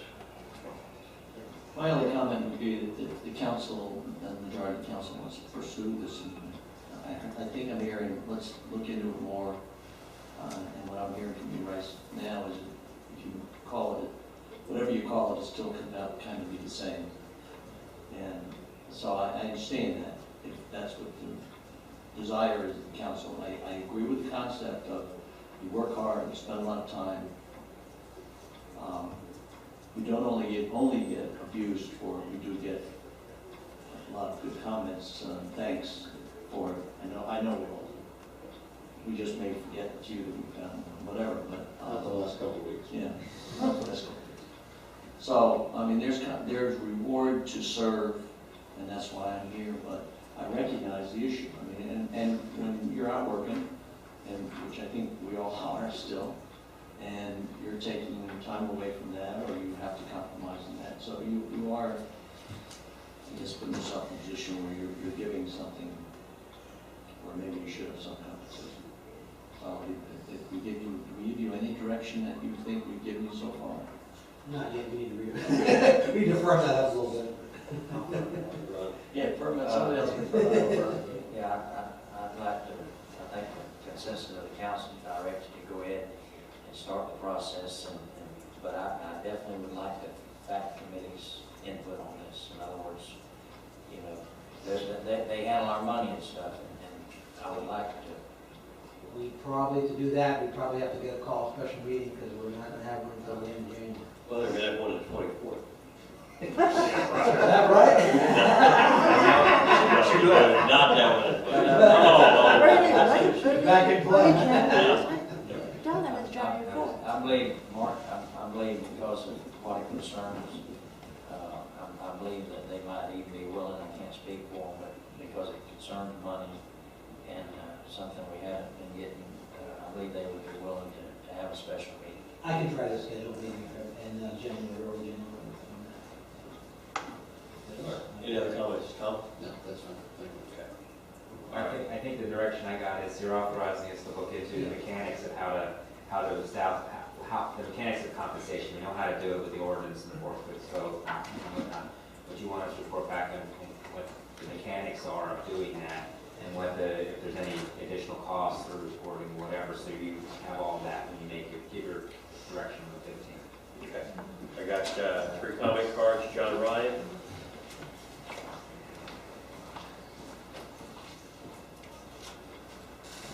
John Ryan, 35 Boyd A Road. I'd just like to say that you and previous council members, I sincerely appreciate the fact that you want a good town. You're spending the time to help us be a good town. And I think it's personally, absolutely reasonable for some form of meeting fee, to be paid. I don't think there's any way we could afford to pay you for the time, for the value of your time, but I think $100, $150 a meeting, I think those kind of numbers would recognize that you do spend some time and be some form of thanks over and above the shirts that I see the 4 of y'all are wearing. And Tom, where's your shirt? That is, it is. We're modeling the various shirts. They're wearing the summer version for whatever reason. I think it's past time for us to consider this because the agendas, the background work that y'all do is significant. And I know you do it to help us be a good town and be a responsible town. But I think it's time for some monthly recognition. And I hope you would get a lot of public support, as I think you would, for that. Thank you. Thank you, John. Thais?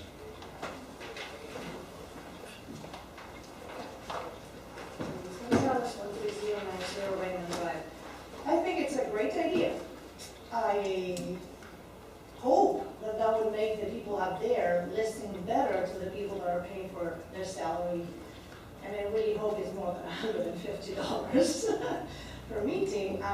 You may think that you may be better off if you get paid for your gas instead of $150 per meeting. Thank you. Okay, Longshore.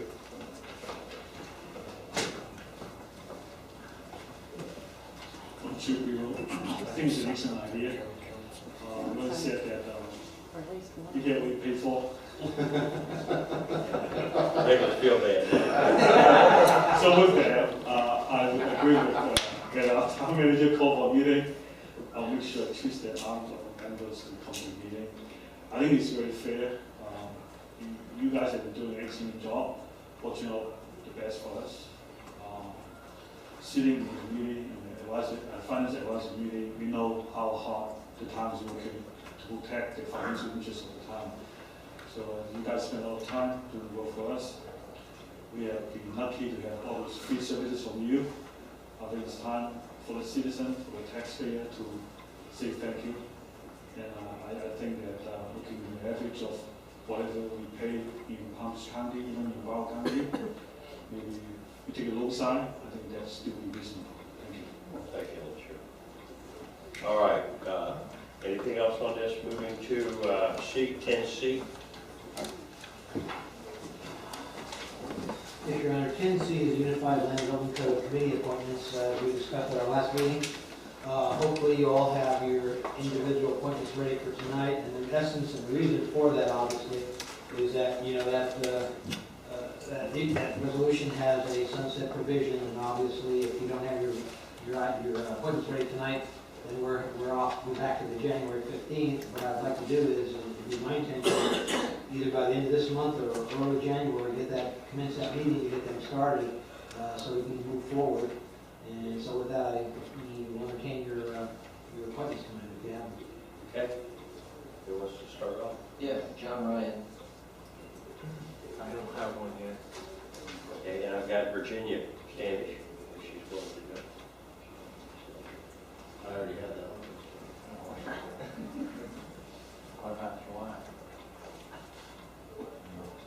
What about your wife? I know I was going to pick my wife, but Howard was my first choice. No offense to him. He's in big trouble. So my choice is Howard Bourne, if he'll accept it. Just to make a comment while we wait, I know Beck Hislop, I can't pick him because I picked Howard, but Beck Hislop, he talked with Virginia, he talked with me personally. I look at it, he's in the commercial, he pays a lot of taxes in this town, he's an equestrian, he's a homeowner, he's got more than one aspect, so, you know, I'm just throwing him out there in case somebody can't find anybody that could pick Beck. If I could add for the record, Beck did call me, I guess, after a conversation with you, and he did indicate that he would be interested in serving if somebody were to appoint him. And I indicated, of course, that he really needed to try to talk to you all individually and see if one of you would support him. So I'm glad Councilman Gerald brought it up, because we should get that on the record. I did tell him I would let you all know that. All right. Did I mess you up taking You messed me up, yeah. Okay, well then. I had asked her before the meeting. What's that? I'd asked her before the meeting. Oh, okay, so I then- didn't then- remember. and I- didn't do anything else. I had. We're fighting over it. They're just trying to get even, that's all. All right, well, I'll go ahead and take back then, if that's, you know, since Tom already covered it. I guess let me ask a question, but we're waiting on Ryan's appointment. I guess we can go ahead and start with 4. You can And then wait for Ryan on January 15th to give us a pick? All right, we can do that, just keep this moving forward. As long as there's no objections from the council. No. I was just going to make a comment. Marge knows a lot of people in Loxahatchee. I just wondered if she's aware of anybody else that might want to be on this committee. I would say call Paul Rilo, he's very knowledgeable in the LDC. Oh, he's a good candidate too. I don't know whether he'd be willing to serve on that. He'd be a good candidate.